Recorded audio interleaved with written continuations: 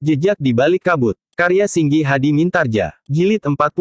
Sepeninggal orang-orang itu, Ki Repak Rembulung dan Nyi Pupus Rembulung masuk ke ruang dalam. Namun mereka tidak menemui Kemuning. Kemuning, panggil Nyi Pupus Rembulung. Nyi Permati yang kemudian berada di ruang dalam itu pula ternyata juga tidak melihat Kemuning. Namun Nyi Permati itu pun segera pergi ke dalam bilik gadis itu. Ditemukannya Kemuning berbaring sambil mengusap matanya yang basah. "Kenapa kau menangis, Kemuning?" "Aku tidak menangis, Bibi." "Matamu basah." "Tidak, aku tidak apa-apa." Nyi Permati mengangguk-angguk kecil. Sementara Nyi Pupus Rembulung juga memasuki bilik itu pula. "Kau tentu menangis, Kemuning," berkata Nyi Pupus Rembulung. "Tidak, Ibu. Aku tidak menangis," sahut Kemuning sambil duduk. "Aku hanya merasa sedikit pening." "Kau ingin ikut bersama anak-anak asuh Ki Gede Lenglengan berlatih di tempat terbuka?" bertanya ibunya. "Tidak, Ibu. Tidak." Tetapi Kemuning tidak dapat membantah lagi ketika ibunya menyingkap kain panjangnya. "Kemuning telah mengenakan pakaian khususnya. Jadi kau benar-benar ingin ikut bersama mereka?" Kemuning menundukkan kepalanya. "Tetapi Ki Gede Lenglengan tidak mengizinkanmu." Kemuning tidak menjawab. "Kemuning, kau harus menyadari, bahwa Ki Gede Lenglengan mempunyai pertimbangan, bahwa aku akan dapat menjadi penghambat anak-anak asuhnya yang diharapkannya menjadi angkatan masa datang itu. Kau harus merasa malu, bahwa kaulah yang ditolak. Bukan kau yang menolak." "Ibu, aku hanya ingin ikut berlatih. Aku ingin menjadi seorang yang berilmu tinggi, setidaknya menyamai anak-anak muda itu." "Kau sudah mulai pandai berbohong, Kemuning," potong Nyi Permati. "Bibi." Namun Nyi Pupus Rembulung itu menyambung, "Aku sependapat dengan bibimu, Kemuning. Ibu, kau tentu ingin mengikuti anak muda yang disebut sebagai anak Tumenggung itu. Kau ingin bersamanya kemanapun ia pergi. Ingat Kemuning, kau adalah seorang gadis. Jika kau salah setapak saja, maka akibatnya akan tertimbun kepadamu. Tidak kepada anak muda itu. Apalagi anak muda yang menganggap bahwa unggah-ungguh itu tidak berarti sama sekali sesuai dengan ajaran Ki Gede Lenglengan." Kemuning tidak dapat menahan tangisnya lagi. Kedua tangannya menutup wajahnya. Namun air matanya meleleh di sela-sela jarinya, menitik ke pangkuannya. "Sadari itu, Kemuning," berkata Nyi Permati. "Kami, aku, ibumu dan ayahmu, juga tentu paman dan bibimu, tidak ingin melihatmu kehilangan harga diri seorang gadis. Jika kau tidak terkekang lagi, Kemuning, kau akan menjadi tidak berharga lagi. Nah, sekarang kau sudah mulai ditolak oleh Ki Gede Lenglengan." Kemuning terisak. "Apa katamu, Kemuning? Kecuali jika kau ingin menjadi budak Ki Gede Lenglengan dan anak-anak asuhnya. Kau akan menjadi budak dalam segala bentuknya." "Ibu," berkata Kemuning, "kenapa ibu membenci anak muda itu? Apakah ia pernah melakukan kesalahan? Ia memang agak menjadi kasar akhir-akhir ini. Tetapi ia masih menghargai aku. Ia masih mau mendengar kata-kataku. Aku yakin, bahwa aku akan dapat meluruskannya." "Kau tidak perlu berusaha meluruskannya, Kemuning," berkata Nyi Permati. "Kau tidak akan mampu melakukannya. Bukan anak muda itu yang akan dapat kau pengaruhi dengan nilai-nilai yang baik. Tetapi kau akan terseret dan terjerumus ke dalam tatanan kehidupan mereka tanpa dapat menghargai lagi tata nilai yang selama ini masih kita junjung tinggi." "Bibi terlalu berprasangka. Ia anak yang baik. Ia mengerti perasaanku. Ia membantuku meningkatkan ilmuku. Bahkan ia selalu membantu aku." "Kemuning," berkata Nyi Permati yang hampir kehabisan kesabaran, "kau ingat orang yang bernama Bahu Langlang? Kau ingat, betapa sikapnya yang lembut pada saat kita bertemu dengan orang itu untuk yang pertama kali. Tetapi lalu apa jadinya kemudian?" "Bibi," potong Kemuning, "jangan sebut-sebut lagi nama itu. Kau tidak mau mengingatnya lagi." "Ya, Bibi. Aku tidak mau mengingatnya lagi. Kau berniat menghapus satu pengalaman yang berharga dari perjalanan hidupmu agar kau tidak perlu menghindarinya dari kemungkinan yang sama." "Bibi." "Kemuning, kenapa kau tidak mau mengingat apa yang telah dilakukan oleh Bahu Langlang?" Bersikap manis, kebapaan yang lembut. Namun kemudian ia telah berubah menjadi serigala yang paling liar dan buas. "Kau tidak mau mengingatnya, karena kemungkinan seperti itu dapat saja terjadi atasmu sekarang ini. Anak-anak asuhan Ki Gede Lenglengan dan bahkan mungkin Ki Gede Lenglengan sendiri. Jika kau sadari kemungkinan itu, maka kau harus menjauhi anak-anak muda itu. Sedangkan kau sendiri tidak ingin melakukannya." "Sudah, Bibi. Sudah, Kemuning. Anak-anak muda itu tidak akan melakukan perbuatan serupa sebagaimana dilakukan oleh anak muda yang telah membebaskanmu dari Bahu Langlang itu. Cukup, Bibi. Cukup. Jangan sebut nama iblis itu dan jangan pula sebut nama malaikat itu." Tangis Kemuning semakin menjadi-jadi. Air matanya benar-benar telah tercurah dari pelupuk matanya. Ternyata Nyi Pupus Rembulung yang memanjakannya, menjadi iba juga kepada anak itu. Nyi Pupus Rembulung itu pun kemudian duduk di sisinya. Dipeluknya Kemuning sambil berdesis, "Sudahlah, Kemuning. Jangan menangis. Aku dan Bibi berniat baik. Terus terang kami merasa cemas melihat hubunganmu yang kian akrab dengan mereka, terutama dengan anak Tumenggung itu." Kemuning tidak menjawab. Namun gadis itu pun teringat, betapa anak muda itu mendukungnya dan meletakkannya di pembaringan. Kemudian anak muda itu memijit keningnya dan kemudian berbisik di telinganya. Hembusan nafasnya terasa di lehernya ketika anak muda itu berbaring di sisinya. Kemuning memang hampir saja terlena jika ia tidak mendengar suara ayahnya memanggil. Tetapi itu bukan salah anak muda itu, berkata Kemuning di dalam hatinya. Jika aku tidak datang kepadanya, ia tidak akan melakukannya. Namun tangis Kemuning bagaikan meledak lagi ketika tiba-tiba saja hatinya tersentuh oleh kenangannya terhadap seorang anak muda yang telah membebaskannya dari tangan Bahu Langlang. Anak muda yang telah mempertaruhkan nyawanya. "Kemuning, Kemuning," Nyi Pupus Rembulung mengguncangnya. "Kau kenapa, hei, ibu?" Suaranya hilang ditelan oleh isaknya. Nyi Pupus Rembulung memeluknya semakin erat sambil berkata, "Sudahlah. Jangan menangis lagi. Masih banyak waktu untuk menilai sikapmu, Kemuning." Kemuning masih menangis ketika Nyi Permati justru bangkit berdiri dan melangkah ke pintu.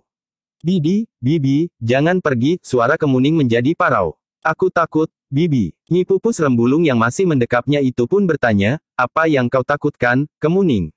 "Apa?" Kemuning tidak menjawab, tetapi isaknya masih saja menyesakkan nafasnya. "Sudahlah, Kemuning," berkata Nyi Permati. "Jangan menangis lagi. Sekarang tidurlah." Tangis Kemuning memang mereda. Nyi Pupus Rembulung pun kemudian melepaskannya dan membaringkannya di pembaringannya. "Tidurlah.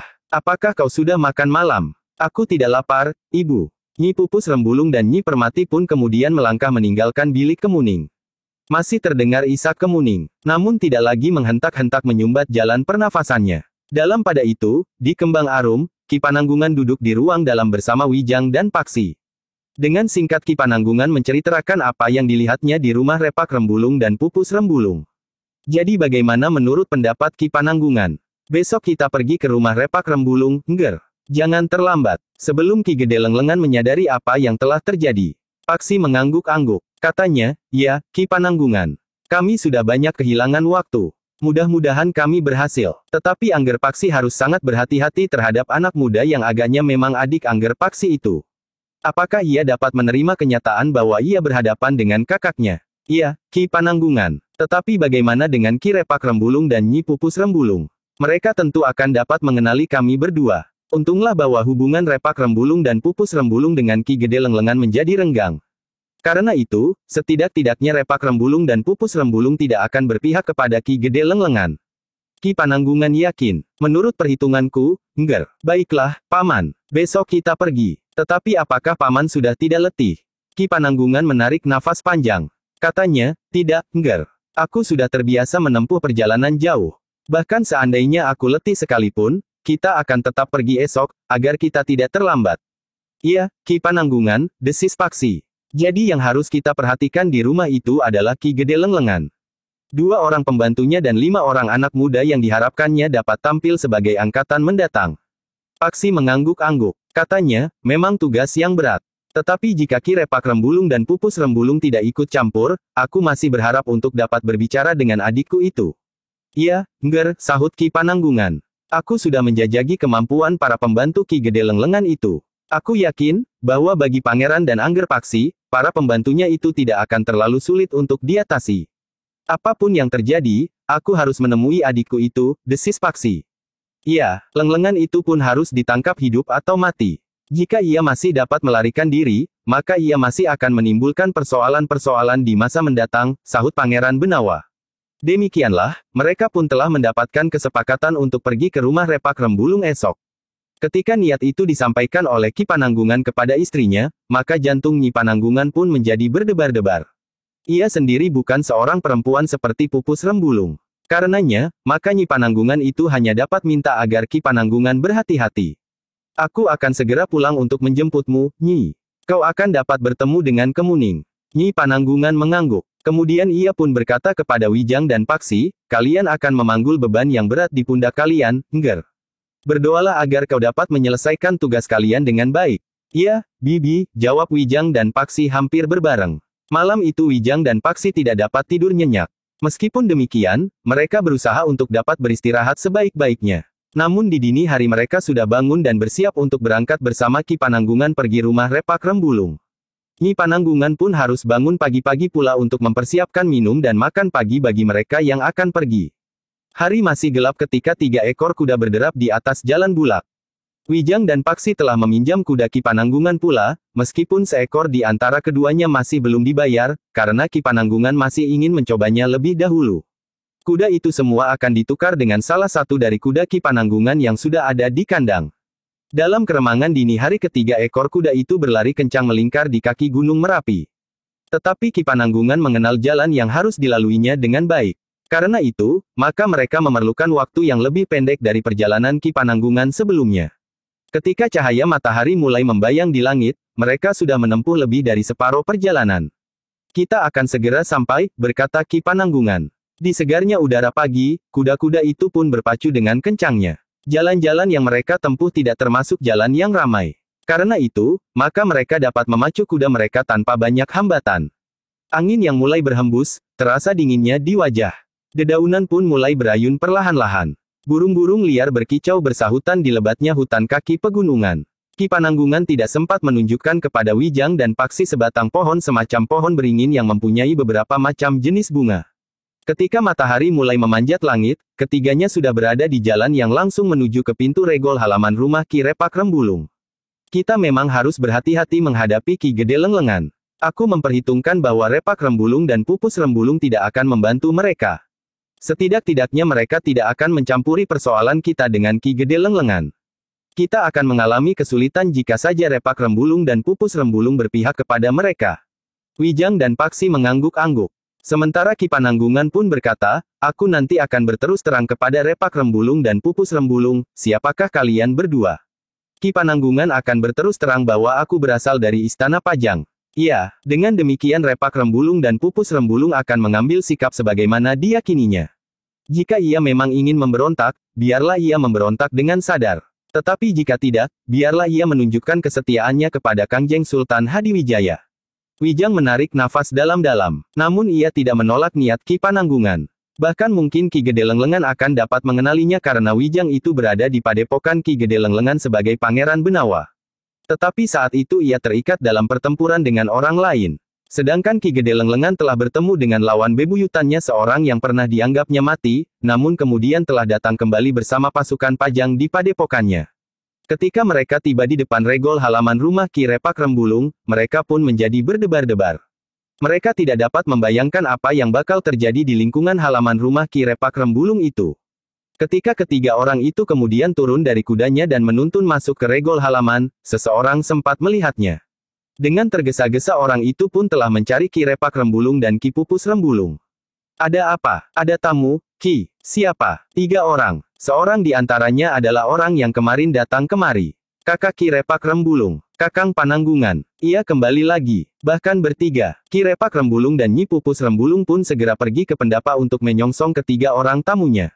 Sebenarnya lah seorang di antara mereka adalah Ki Pananggungan. Bahwa Ki Pananggungan itu datang kembali, telah membuat Ki Repak Rembulung dan Nyi Pupus Rembulung berdebar-debar. Apalagi ketika mereka melihat kedua orang yang datang bersamanya. Apa sebenarnya yang dilakukan oleh Kakang Pananggungan, desis Repak Rembulung.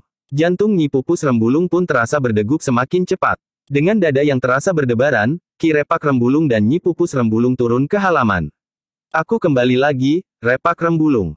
Kakang membuat jantungku berdentangan. Apalagi Kakang telah datang bersama dengan kedua orang yang pernah aku kenal.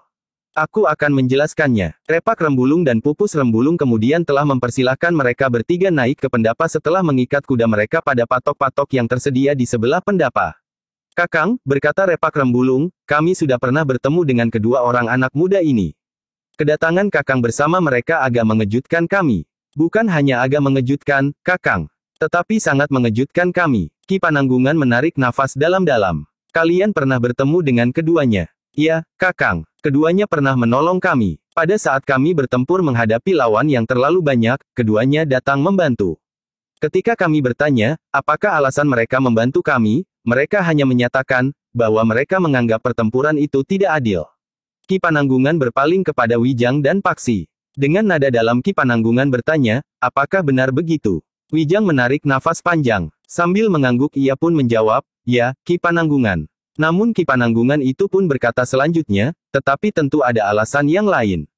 Bukankah kalian pernah mendengar bahwa Kemuning pernah jatuh ke tangan orang yang bernama Bahu Langlang? Iya, yang rumahnya kau bakar. Iya, bahwa Kemuning telah ditolong oleh seorang anak muda. Iya, anak muda inilah yang menolongnya. Namanya Paksi. Oh, jadi kaulah yang telah menolong Kemuning dan kemudian menolong kami? Bertanya Nyi Pupus Rembulung dengan serta-merta. Aku hanya melakukan kewajibanku kepada sesama. Nyi Pupus Rembulung menarik nafas panjang. Dengan suaranya yang berat ia pun bertanya, ketika kalian berdua menolong kami, apakah kalian tahu, bahwa kami adalah orang tua Kemuning yang juga pernah kalian tolong itu? Aku tidak ikut menolong Kemuning, Wijang pun menyela. Paksi termangu-mangu sejenak. Namun kemudian ia pun mengangguk sambil berkata, iya, kami sudah mengetahui. Tentu Kakang Pananggungan yang memberitahukan. Iya, kenapa kalian berdua tidak berterus terang? Mereka sedang mengemban tugas yang lain. Tugas yang sampai sekarang masih tetap berada di pundak mereka, sahut Ki Pananggungan. Tugas apa, Kakang? Bertanya Ki Repak Rembulung. Ki Pananggungan termangu-mangu sejenak. Namun kemudian ia pun bertanya, apakah Ki Gede Lenglengan ada? Ada, Kakang. Mereka semuanya sedang berada di dalam sanggar. Semalam mereka berlatih di udara terbuka. Pagi-pagi tadi mereka pulang, langsung masuk ke dalam sanggar. Latihan yang berat. Iya, Ki Gede Lenglengan memang memberikan latihan-latihan yang berat sejak ia datang. Ia ingin anak-anak muridnya itu cepat menjadi orang berilmu tinggi. Tetapi orang yang memiliki ilmu setinggi Ki Gede Lenglengan seharusnya mengetahui, bahwa kemampuan wadak seseorang itu sangat terbatas. Jika takaran latihan itu melampaui kemampuan kewadagannya maka akibatnya justru akan menjadi sangat buruk. Ki Pananggungan mengangguk-angguk. Jadi sekarang mereka berada di dalam sanggar. Iya, Kakang. Kenapa? Nampaknya Kakang menjadi semakin tertarik kepada orang itu. Repak Rembulung dan Kau Pupus Rembulung, berkata Ki Pananggungan, kedatangan kami kemari, sebenarnya lah bahwa kami membawa persoalan yang sangat penting. Menyangkut Ki Gede Lenglengan. Iya, kau tentu tahu, bahwa Lenglengan adalah seorang buruan. Demikian pula dengan orang-orang yang menyertainya. Iya, Ki Gede Lenglengan sendiri pernah mengatakannya. Iya, dan sekarang aku ingin memberitahukan kepada kalian, bahwa kedua orang anak muda ini menjunjung tinggi tugas dari Kanjeng Sultan untuk menangkap hidup atau mati Ki Gede Lenglengan. Ki Repak Rembulung dan Nyi Pupus Rembulung terkejut. Hampir di luar sadarnya, Ki Repak Rembulung itu pun bertanya, siapakah mereka berdua? Namanya Wijang dan Paksi. Oh, Ki Repak Rembulung dan Nyi Pupus Rembulung itu pun mengangguk-angguk. Dengan ragu-ragu Repak Rembulung pun bertanya, apakah mereka prajurit sandi? Ki Pananggungan menggelengkan kepalanya. Katanya, keduanya bukan prajurit sandi. Jadi, Repak Rembulung dan Kau Pupus Rembulung, meskipun jarang, tetapi sekali-sekali kau tentu pergi ke kota. Ya, Kakang, apakah kalian benar-benar belum pernah melihat wajah dari anak muda yang menyebut dirinya bernama Wijang itu? Repak Rembulung dan Pupus Rembulung mengerutkan dahinya. Mereka mencoba mengingat-ingat wajah itu. Namun keduanya pun menggelengkan kepalanya. Repak Rembulung itu pun menjawab, kami belum pernah melihatnya, Kakang. Hanya seorang yang mempunyai kedudukan lebih tinggi dari anak muda itu. Siapa? Kanjeng Sultan Hadiwijaya. Jika demikian, siapakah anak muda ini? Kau pernah mendengar nama Putera Mahkota? Pangeran Benawa. Iya, jadi aku berhadapan dengan Putera Mahkota Pajang. Iya, betapapun liarnya Repak Rembulung dan Pupus Rembulung, namun mereka pun menyembah sambil menundukkan wajah mereka.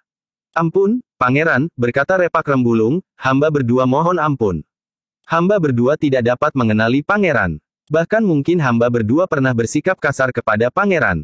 Sudahlah, lupakan saja. Lupakan pula bahwa aku seorang Pangeran. Sejak pertemuan kita yang pertama, kami sudah menaruh curiga. Bahwa Pangeran bukan seorang petualang sebagaimana pengakuan Pangeran pada waktu itu, desis Nyi Pupus Rembulung.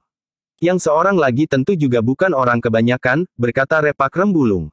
Paksi adalah putera Ki Tumenggung Sarpa Biwada. Repak Rembulung dan Pupus Rembulung terkejut pula. Hampir berbareng mereka berdua mengulang, Tumenggung Sarpa Biwada. Iya, kalian terkejut mendengar nama itu. Bukankah Ki Tumenggung Sarpa Biwada itu salah seorang pengikut setia Harya Wisaka? Iya, dan salah seorang puteranya juga berada di sini bersama Ki Gede Lenglengan. Iya, sekarang putera Ki Tumenggung yang lain datang bersama dengan putera mahkota. Kau tidak perlu heran, Repak Rembulung dan Pupus Rembulung. Paksi dan adiknya memang berbeda sikap. Paksi sempat menentukan sikapnya sendiri. Sedangkan adiknya tidak. Ayahnya telah menyerahkannya kepada orang-orang yang kemudian membantunya menjadi pengikut setia Harya Wisaka.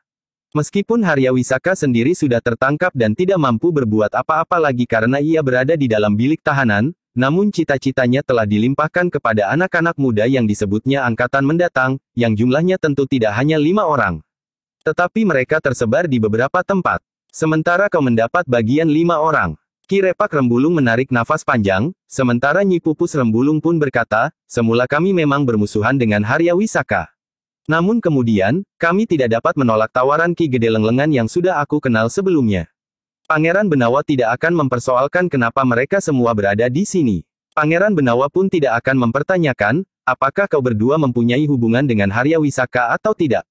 Yang penting sekarang, bagaimana kita dapat menangkap Ki Gede Lenglengan. Repak Rembulung dan Pupus Rembulung menarik nafas dalam-dalam. Jika demikian, kami mengucapkan terima kasih Pangeran. Paman Pananggungan benar, berkata Pangeran Benawa. Kami tidak akan mengusut, kenapa kelima orang anak itu berada di sini. Kenapa Ki Repak Rembulung dan Pupus Rembulung telah menyembunyikan seorang buron? Repak Rembulung dan Pupus Rembulung, berkata Ki Pananggungan kemudian, pertanyaan yang kemudian tertuju kepada kalian berdua, apa yang akan kalian lakukan, jika kami terpaksa bertempur dengan Ki Gede Lenglengan, para pembantunya dan kelima orang anak muda yang berada di bawah asuhanmu itu? Kami berdua mohon perintah, apakah yang harus hamba lakukan, Pangeran?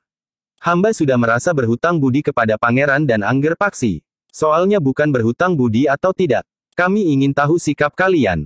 Sebentar lagi kami akan bertempur. Kepada siapa kalian berpihak menurut gejolak jantung kalian sendiri, lepas dari hubungan yang pernah ada di antara kita. Ampun, Pangeran. Sebenarnya lah hubungan hamba berdua dengan Ki Gede Lenglengan menjadi kian memburuk. Dalam banyak hal kami tidak mendapatkan kesepakatan.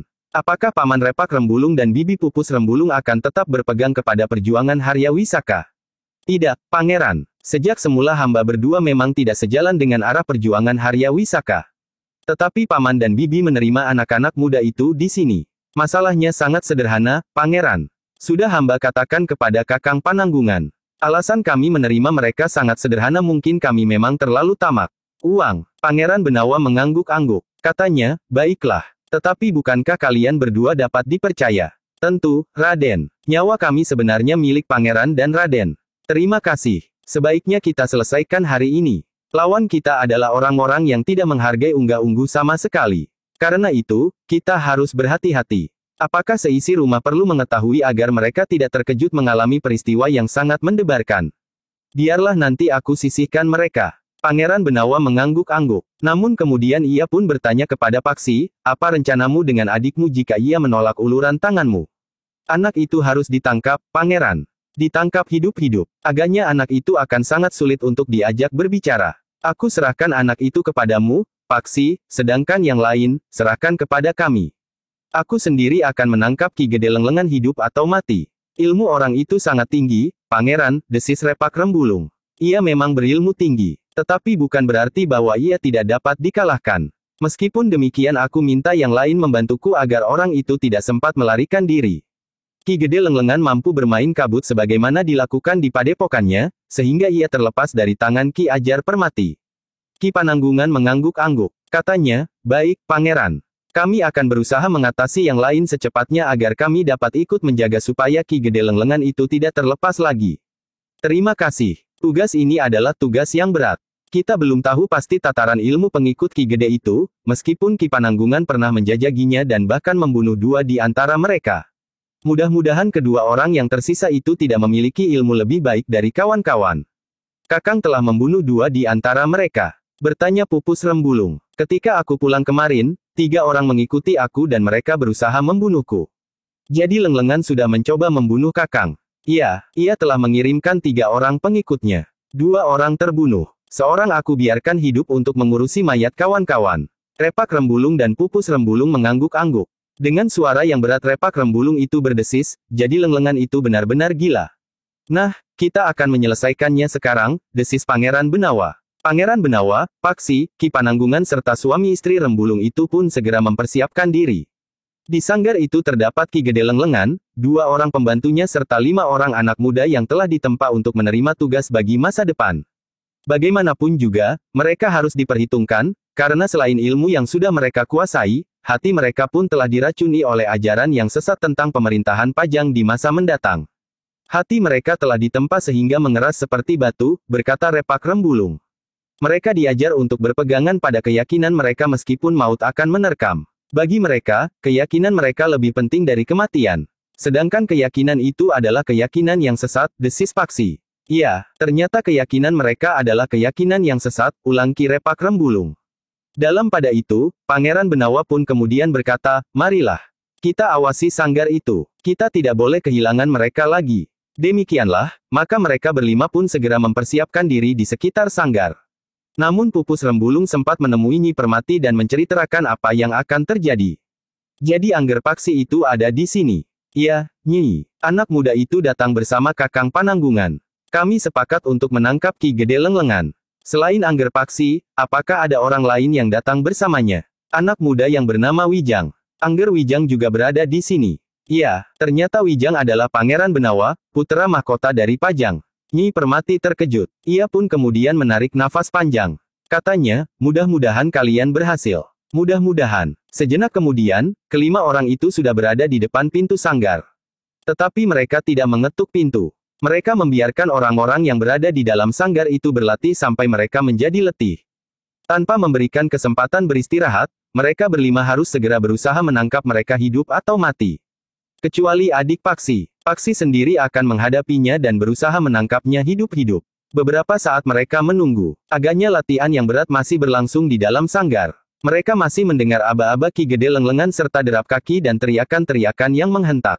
Namun beberapa saat kemudian, aba-aba yang terdengar menjadi semakin lamban, sehingga akhirnya Ki Gede Lenglengan memerintahkan untuk menghentikan latihan yang berat setelah mereka mengadakan latihan-latihan di tempat terbuka sambil mengubur kedua orang pembantu Ki Gede Lenglengan. Sejenak kemudian sanggar itu menjadi hening. Tidak terdengar suara apapun juga. Repak Rembulung pun kemudian telah memberikan isyarat bahwa latihan-latihan itu sudah selesai. Sebentar lagi mereka akan segera keluar dari sanggar. Ki Pananggungan, Pangeran Benawa dan Paksi pun segera bersiap. Tetapi mereka tidak berada tepat di depan pintu. Hanya Repak Rembulung dan Pupus Rembulung sajalah yang berdiri menunggu pintu sanggar terbuka. Sebenarnya lah, sejenak kemudian pintu sanggar itu benar-benar terbuka. Yang lebih dahulu keluar dari sanggar adalah Ki Gede Lenglengan. Kemudian seorang pembantunya yang bertubuh pendek, namun nampak kokoh dan cekatan. Di belakangnya lagi seorang pembantunya yang lain, yang ikut memburu Ki Pananggungan, namun tidak berhasil membunuhnya. Apa kerjamu di situ, Repak Rembulung dan Pupus Rembulung? Bertanya Ki Gede Lenglengan. Menunggu kalian selesai latihan. Apakah kalian sengaja mengintip kami yang sedang berlatih untuk mencuri ilmu kami? Kalian tentu telah membuat lubang-lubang rahasia pada dinding sanggar yang kalian buat itu. Buat apa aku mencuri ilmumu, Ki Gede Lenglengan, sementara ilmumu tidak lebih baik dari ilmuku? Kau memang sombong, Repak Rembulung. Tetapi biarlah kali ini aku memaafkanmu. Tetapi jangan kau ulangi lagi tingkah lakumu yang mencurigakan itu. Aku tidak akan mengulanginya, Ki Gede Lenglengan. Karena kau tidak akan pernah berlatih lagi di sanggar itu. Apa maksudmu? Kenapa kau memerintahkan orang-orangmu menyusul Kakang Pananggungan dan berusaha membunuhnya? Wajah Ki Gede Lenglengan menjadi tegang. Namun ia pun bertanya, siapakah yang mengatakan kepadamu? Tetapi usahamu itu tidak berhasil. Dua orangmu terbunuh. Seorang dibiarkannya hidup untuk mengurusi kawan-kawan yang mati serta memberitahukan kepadamu, apa yang sudah terjadi. Persetan dengan fitnah itu, geram Ki Gede Lenglengan. Tetapi jika hal itu benar terjadi, kau mau apa? Kau kira kau akan dapat menuntut orang-orangku? Serahkan orangmu yang berusaha membunuh Kakang Pananggungan. Meskipun tidak berhasil, tetapi niatnya untuk membunuh itu sudah merupakan satu kejahatan yang pantas untuk dihukum. Repak Rembulung, apakah kau sedang membuat satu perkara sebagai alasan untuk menantangku? Bukan menantangmu, tetapi aku tidak dapat membiarkan seseorang berbuat jahat terhadap keluargaku. Aku sudah bersedia bekerja sama denganmu, meskipun aku akan dapat menanggung akibat buruk, karena Haryawisaka adalah seorang pemberontak. Aku sudah memberikan tempat kepadamu di rumah ini. Tetapi kenapa orangmu itu berniat membunuh kakak kandungku? Jadi kau merasa berkeberatan jika kakak kandungmu itu dibunuh? Pertanyaan yang gila. Apa jawabmu jika pertanyaan itu ditujukan kepadamu? Jika kakak kandungku itu terlalu banyak mengetahui rahasiaku, maka aku tidak akan berkeberatan jika ia dibunuh. Itukah jawabmu? Ya, jika demikian, kau telah benar-benar kehilangan nafas kemanusiaanmu. Kau tidak pantas berada di rumahku. Karena itu, aku akan mengusirmu. Kau akan mengusirku. Ya, aku tidak akan dapat hidup bersama dengan orang yang kehilangan kemanusiaannya. Repak Rembulung dan Pupus Rembulung, apakah kau berniat untuk membunuh diri? Apa yang akan kau andalkan, bahwa kau akan mengusirku dari rumahku sendiri? Kau membeli rumah ini dengan uangku, sehingga karena itu, maka sebenarnya rumah ini adalah rumahku. Kau boleh mengigau apa saja. Tetapi rencana pembunuhan terhadap kakakku itu tidak dapat dimaafkan. Jika sekali lagi kau ulangi, aku akan membunuhmu. Repak Rembulung tertawa. Katanya, kakakku ada di sini sekarang. Dahi Ki Gede Lenglengan berkerut. Namun kemudian ia pun berkata, kau tidak dapat menakut-nakuti aku. Aku tidak sekedar menakut-nakutimu. Ia memang berada di sini. Seandainya ia ada di sini, aku juga tidak takut. Kau, istrimu dan kakakmu akan segera mati. Kakakmu yang malang itu ternyata telah menyongsong kematiannya sendiri dengan kembali lagi kemari. Kakakku seorang yang berilmu tinggi. Sebenarnya ia bukan pembunuh. Tetapi jika ia menjadi marah, maka kematian akan dapat terjadi. Jangan membual. Di mana kakakmu itu sekarang? Repak Rembulung itu pun kemudian memanggil, Kakang. Kakang Pananggungan. Dari samping sanggar seseorang muncul dan langsung melangkah mendekati Repak Rembulung dan Pupus Rembulung.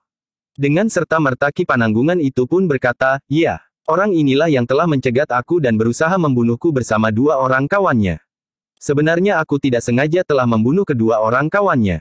Tetapi mereka terlalu lemah, sehingga mereka pun mati. Seorang ini aku biarkan hidup untuk mengubur mayat kawan-kawan serta memberitahukan kepada Ki Gede Lenglengan, bahwa aku tidak mati. Seharusnya Ki Gede Lenglengan sudah memperhitungkan kedatanganku, sehingga seharusnya ia sudah melarikan diri untuk keselamatannya. Setan kau, Pananggungan. Kau kira kau ini siapa sehingga aku harus melarikan diri? Nah, aku memang menunggu kau kembali. Jika orang-orangku tidak dapat membunuhmu, maka sekarang akulah yang akan membunuhmu. Ki Gede Lenglengan, ternyata kau adalah orang yang sangat picik, sehingga kau sama sekali tidak mengetahui perkembangan olah kanuragan di sekelilingmu. Kau masih saja merasa dirimu orang yang tidak terkalahkan. Sebenarnya lah bahwa ilmumu sekarang sudah tidak berarti lagi bagi orang-orang berilmu tinggi. Setan, geram Ki Gede Lenglengan, bersiaplah untuk mati. Aku tahu bahwa Repak Rembulung dan Pupus Rembulung akan membantumu. Namun anak-anakku akan membantai kalian tanpa ampun. Ketika Ki Pananggungan, Repak Rembulung dan Pupus Rembulung bersiap, maka kelima anak muda yang berada di pintu sanggar itu pun segera berloncatan keluar. Anak-anak, berkata Pupus Rembulung, aku dan pamanmu Repak Rembulung pernah membimbingmu dalam olah kanuragan. Karena itu, maka kami tahu, seberapa tinggi tataran kemampuanmu. Jika sekarang kalian ingin melawan kami, apakah itu tidak berarti satu kedunguan yang tidak ada taranya?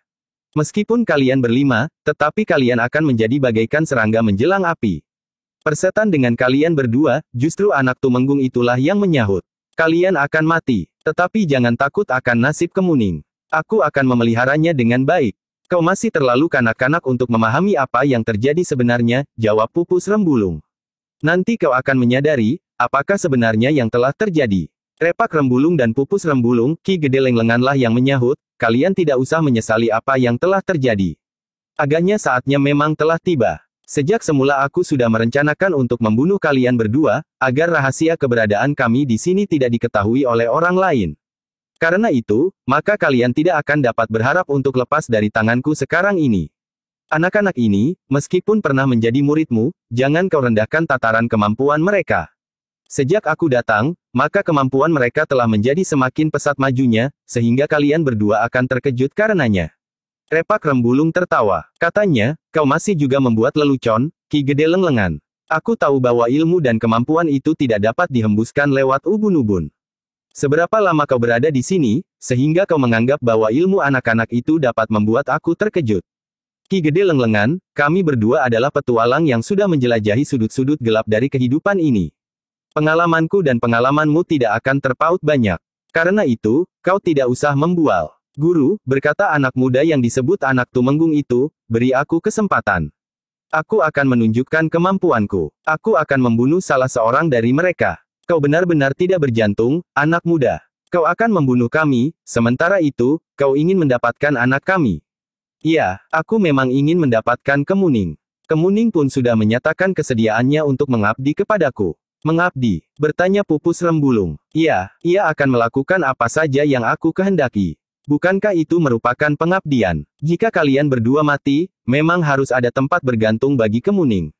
Sudahlah, berkata Pupus Rembulung, jangan mengigau seperti itu, anak muda. Nanti semuanya akan menjadi jelas. Nanti, bertanya anak muda itu. Iya, nanti. Anak muda itu termangu-mangu sejenak. Sementara itu Ki Gede Lenglengan pun berkata, kau telah mempercepat hari-hari kematianmu sendiri, Repak Rembulung dan Pupus Rembulung. Nah, sekarang kalian sudah terlambat untuk mengelak dari kematian. Bersama kakak kandungmu, kau akan dikubur di belakang rumahmu ini. Ki Gede Lenglengan, kedua orang pembantunya, seorang di antara mereka adalah orang yang tubuhnya terhitung pendek, serta kelima orang anak muda yang telah ditempa di rumah itu pun mulai bergerak. Namun dalam pada itu, tiba-tiba saja dari pintu butulan, Kemuning berlari-lari sambil berteriak, apa yang telah terjadi? Di belakangnya, Nyi Permati menyusulnya sambil memanggil-manggil, Kemuning, kemarilah. Tetapi Kemuning itu sudah berdiri di sebelah ibunya sambil mengulangi pertanyaannya, apa yang terjadi, ibu? Pupus Rembulung menarik nafas dalam-dalam. Sebenarnya ia tidak ingin Kemuning terlibat dalam persoalan yang rumit dan gawat itu. Tetapi Kemuning telah berdiri di dekatnya. Karena itu, maka Pupus Rembulung itu pun menjawab, Kemuning, Ki Gede Lenglengan ingin membunuh aku dan ayahmu. Membunuh? Iya, kenapa, ibu? Bertanyalah kepada Ki Gede Lenglengan. Kemuning memandang Ki Gede Lenglengan, pembantu-pembantunya, serta anak-anak muda yang diasuhnya itu. Dengan nada berat ia pun bertanya, Ki Gede, apakah Ki Gede benar-benar akan membunuh ayah dan ibu? Ya, jawab Ki Gede Lenglengan pendek. Kenapa? Ayah dan ibumu telah berkhianat. Mereka berniat menjebak kami dan menyerahkan kami kepada para prajurit Pajang. Benar begitu, ibu. Kau percaya kepada Ki Gede Lenglengan? Jika tidak, kenapa Ki Gede akan membunuh ayah dan ibu? Aku tidak tahu, Kemuning. Mungkin Ki Gede Lenglengan, yang sudah bersedia membantu Haryawi Saka yang telah memberontak itu menjadi semakin ketakutan karena kesalahan yang dilakukan. Karena itu maka ia telah mencurigai semua orang. Kemarin, Ki Gede Lenglengan telah memerintahkan 3 orang pengikutnya untuk menyusul dan membunuh Uwakmu, Ki Pananggungan. Tetapi Uwakmu adalah seorang yang berilmu sangat tinggi, sehingga 2 di antara orang yang akan membunuhnya justru terbunuh. Yang seorang, karena kemurahan hati Uwakmu Ki Pananggungan, dibiarkan hidup. Nah, orang itulah yang telah dibiarkan hidup oleh Uwakmu. Namun sekarang, ia telah siap untuk mencoba membunuh aku dan ayahmu serta Uwakmu. Apakah benar begitu? Yang menjawab adalah anak muda yang disebut putra seorang tumenggung itu, Kemuning, kemarilah. Jangan pikirkan apa yang akan terjadi. Kita mempunyai dunia kita sendiri. Maksud Kakang, dunia kita tidak tergantung kepada Ki Repak Rembulung dan Nyi Pupus Rembulung, sehingga jika mereka terbunuh dalam pertempuran, masa depan kita tidak akan terganggu. Aku tidak mengerti maksudmu, Kakang. Biarkan saja apa yang akan terjadi atas kedua orang tuamu yang telah mengkhianati sahabatnya itu, Kemuning. Kau dan aku akan tetap beranjak ke masa depan dengan penuh pengharapan. Tetapi, kau tidak boleh cengeng. Ada yang lebih berharga dari 2 orang tua yang tidak dapat mengerti arus kehidupan. Tiba-tiba saja Kemuning terdiam. Dipandanginya ayah dan ibunya. Kemudian orang yang dikenalnya sebagai Bibi Permati itu. Sambil tersenyum Nyi Pupus Rembulung berkata, nah, Kemuning, kau dapat memilih, siapakah yang pantas hidup? Ayah, ibu dan Uwakmu Ki Pananggungan, atau Ki Gede Lenglengan dan orang-orangnya? Wajah Kemuning menjadi tegang. Dengan suara yang bergetar ia pun bertanya, kenapa? Kenapa perselisihan ini terjadi? Kenapa ayah dan ibu berkhianat sehingga akhirnya ayah dan ibu terancam kematian? Kami tidak berkhianat, Kemuning. Ki Gede Lenglenganlah yang telah bermimpi. Tetapi sudah tentu bahwa aku dan ibumu tidak akan begitu saja menyerahkan lehernya. Kenapa ayah dan ibu tidak minta maaf saja, agar kesalahan ayah dan ibu diampuni? Jadi kau tetap percaya bahwa kami bersalah? Kemuning termangu-mangu. Kemuning, panggil anak muda yang disebut sebagai putra seorang tumenggung itu, kemarilah. Aku akan melindungimu sampai selama-lamanya. Kemuning termangu-mangu. Anak muda itu sangat menarik hatinya. Sikapnya yang terbuka, gembira dan penuh gairah hidup menentang masa depan. Ketika ia memandang mata anak muda itu, rasa-rasanya sebuah tarikan yang kuat telah menghisapnya, sehingga di luar sadarnya Kemuning itu mulai bergeser. Kau tetap berdiri di tempatmu, Kemuning. Kau boleh datang kepadanya, setelah kau langkahi mayat ayah dan ibumu, berkata Ki Repak Rembulung yang mulai marah. Kemuning tertegun. Ia berdiri seperti orang yang kebingungan sehingga tidak tahu apa yang harus dilakukannya. Kemuning, panggil anak muda itu. Tetapi Kemuning menjadi bagaikan membeku di tempatnya. Dalam pada itu, Ki Gede Lenglengan pun berkata, gadis itu jangan menjadi hambatan. Bersiaplah, kita bunuh Repak Rembulung, Pupus Rembulung dan Pananggungan. Baik, guru, sahut anak-anak muda itu hampir berbareng. Namun anak tumenggung itu pun berkata, beri aku kesempatan menyingkirkan Kemuning. Ambil gadis itu sepeninggal Repak Rembulung, Pupus Rembulung dan Pananggungan. Namun tiba-tiba saja terdengar suara, ia tidak akan dibawa kemana-mana. Semua orang berpaling ke arah suara itu. Dua orang anak muda muncul dari samping sanggar pula. Jantung Kemuning rasa-rasanya bagaikan disengat petir. Anak-anak muda ini adalah Wijang dan Paksi. Tiba-tiba tubuh Kemuning bergetar. Gadis itu merasa tidak sanggup bertemu lagi dengan anak muda yang telah membebaskannya dari tangan bahu Lang-Lang itu. Kemuning yang gemetar itu merasa didekap seseorang dari belakang. Ternyata adalah bibinya, Nyi Permati. Mereka memang berada di sini, Kemuning. Kau tidak usah terkejut. Jantung Kemuning berdentang semakin keras. Ia semakin tidak tahu apa yang harus dikerjakan. Ki Gede Lenglengan, berkata Pangeran Benawa, kau harus mengakhiri petualanganmu. Paman Haryawisaka sudah tertangkap. Seharusnya kau menyerah agar persoalan yang timbul karena pemberontakan Paman Haryawisaka dapat diselesaikan dengan tuntas. Kau siapa? Geram Ki Gede Lenglengan. Aku mengemban tugas yang dibebankan oleh Ayahanda Kangjeng Sultan di Pajang. Kau anak Hadiwijaya. Iya, aku adalah Pangeran Benawa. Karena itu, menyerahlah. Setan kau, Benawa. Agaknya kau bagaikan seekor kutuk yang mendatangi sunduk. Dendamku kepada Karebet agaknya akan dapat terpuaskan hari ini. Meskipun aku tidak dapat membunuh Karebet, tetapi aku akan dapat membunuh anaknya. Ayahanda pada waktu mudanya hampir membunuhmu. Tetapi kau masih mendapat belas kasihannya, sehingga kau tetap hidup.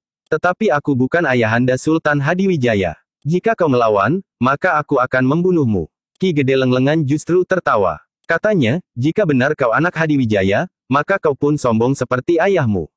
Bagaimana mungkin kau dapat mengalahkan aku? Jika ayahmu mengatakan bahwa ia berbelas kasihan kepadaku, itu hanyalah omong kosong.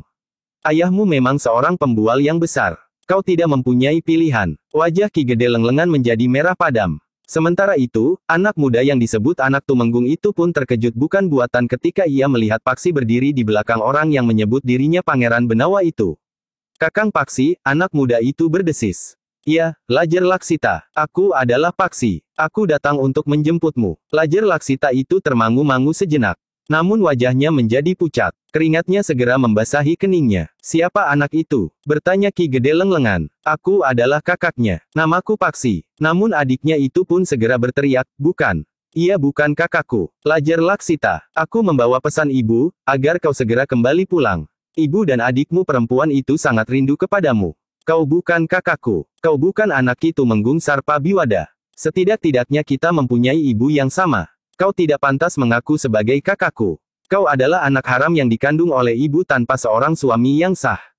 Katakan apa yang ingin kau katakan, Lajer Laksita. Tetapi dengarlah, ibu dan adik perempuan kita itu merasa sangat rindu kepadamu.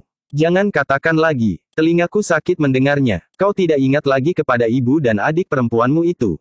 Cukup, tutup mulutmu, anak haram. Jika kau masih berbicara lagi, aku akan menyumbat mulutmu. Lajer Laksita, berkata Paksi yang masih mencoba menahan diri, kau sekarang sudah berubah sama sekali.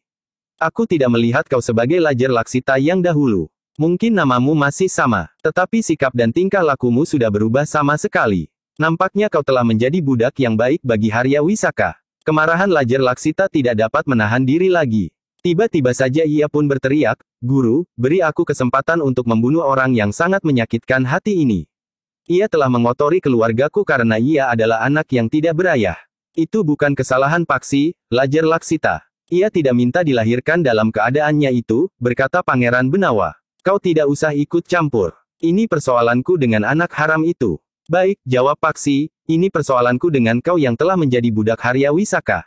Keadaan menjadi bertambah tegang ketika kelima anak muda yang diasuh oleh Ki Gede Lenglengan untuk menjadi angkatan mendatang itu mulai menebar. Namun adik laki-laki Paksi, anak Ki Tumenggung Sarpa Biwada itu berkata, jangan ganggu aku. Aku akan bermain-main dengan laki-laki yang mengaku kakakku itu. Yang menumpang hidup pada ayahku. Yang mendapat makan, minum, pakaian dan tempat tinggal yang baik, namun ternyata kemudian tidak tahu diri. Ia berusaha mencelakakan ayahku yang telah banyak memberinya apa saja yang diperlukannya. Orang seperti laki-laki yang tidak tahu diri itu, tidak pantas untuk tetap hidup. Aku tidak akan membantah, Lajer Laksita. Apa yang kau katakan itu semuanya benar. Aku telah mendapat makan, minum, pakaian dan tempat tinggal yang lebih dari layak. Aku berterima kasih. Untuk menyatakan terima kasihku itu, maka aku seakan-akan telah menjelajahi desa menghitung pintu untuk menemukanmu. Aku sadar, bahwa kau akan bersikap seperti ini. Tetapi aku sudah bertekad untuk membawa pulang. Membawamu kepada ibu dan adik perempuanmu. Apapun sikapmu, Setan kau mencoba untuk mengungkit perasaanku agar aku bersikap lebih lunak kepadamu. Tidak, Kisanak, aku akan membunuhmu. Ayah juga sudah berpesan kepadaku, agar aku membunuhmu.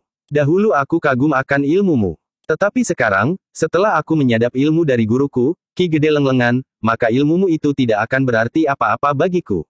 Baik, Lajer Laksita. Jika kau berkeras untuk membuat perbandingan ilmu, aku tidak berkeberatan. Bagus. Bersiaplah. Jika kau benar akan bertempur seorang melawan seorang, marilah. Kita mengambil tempat terpisah dari mereka yang akan bertempur dalam kelompok. Bukankah gurumu, pembantu-pembantunya dan saudara-saudara seperguruanmu akan bertempur bersama-sama melawan Ki Pananggungan serta Ki Repak Rembulung dan Nyi Pupus Rembulung di samping Pangeran Benawa? Sombongnya kamu, anak haram. Baik, kita akan memisahkan diri. Tetapi kau jangan menganggap guruku dan saudara-saudaraku licik karena mereka bertempur di dalam kelompok.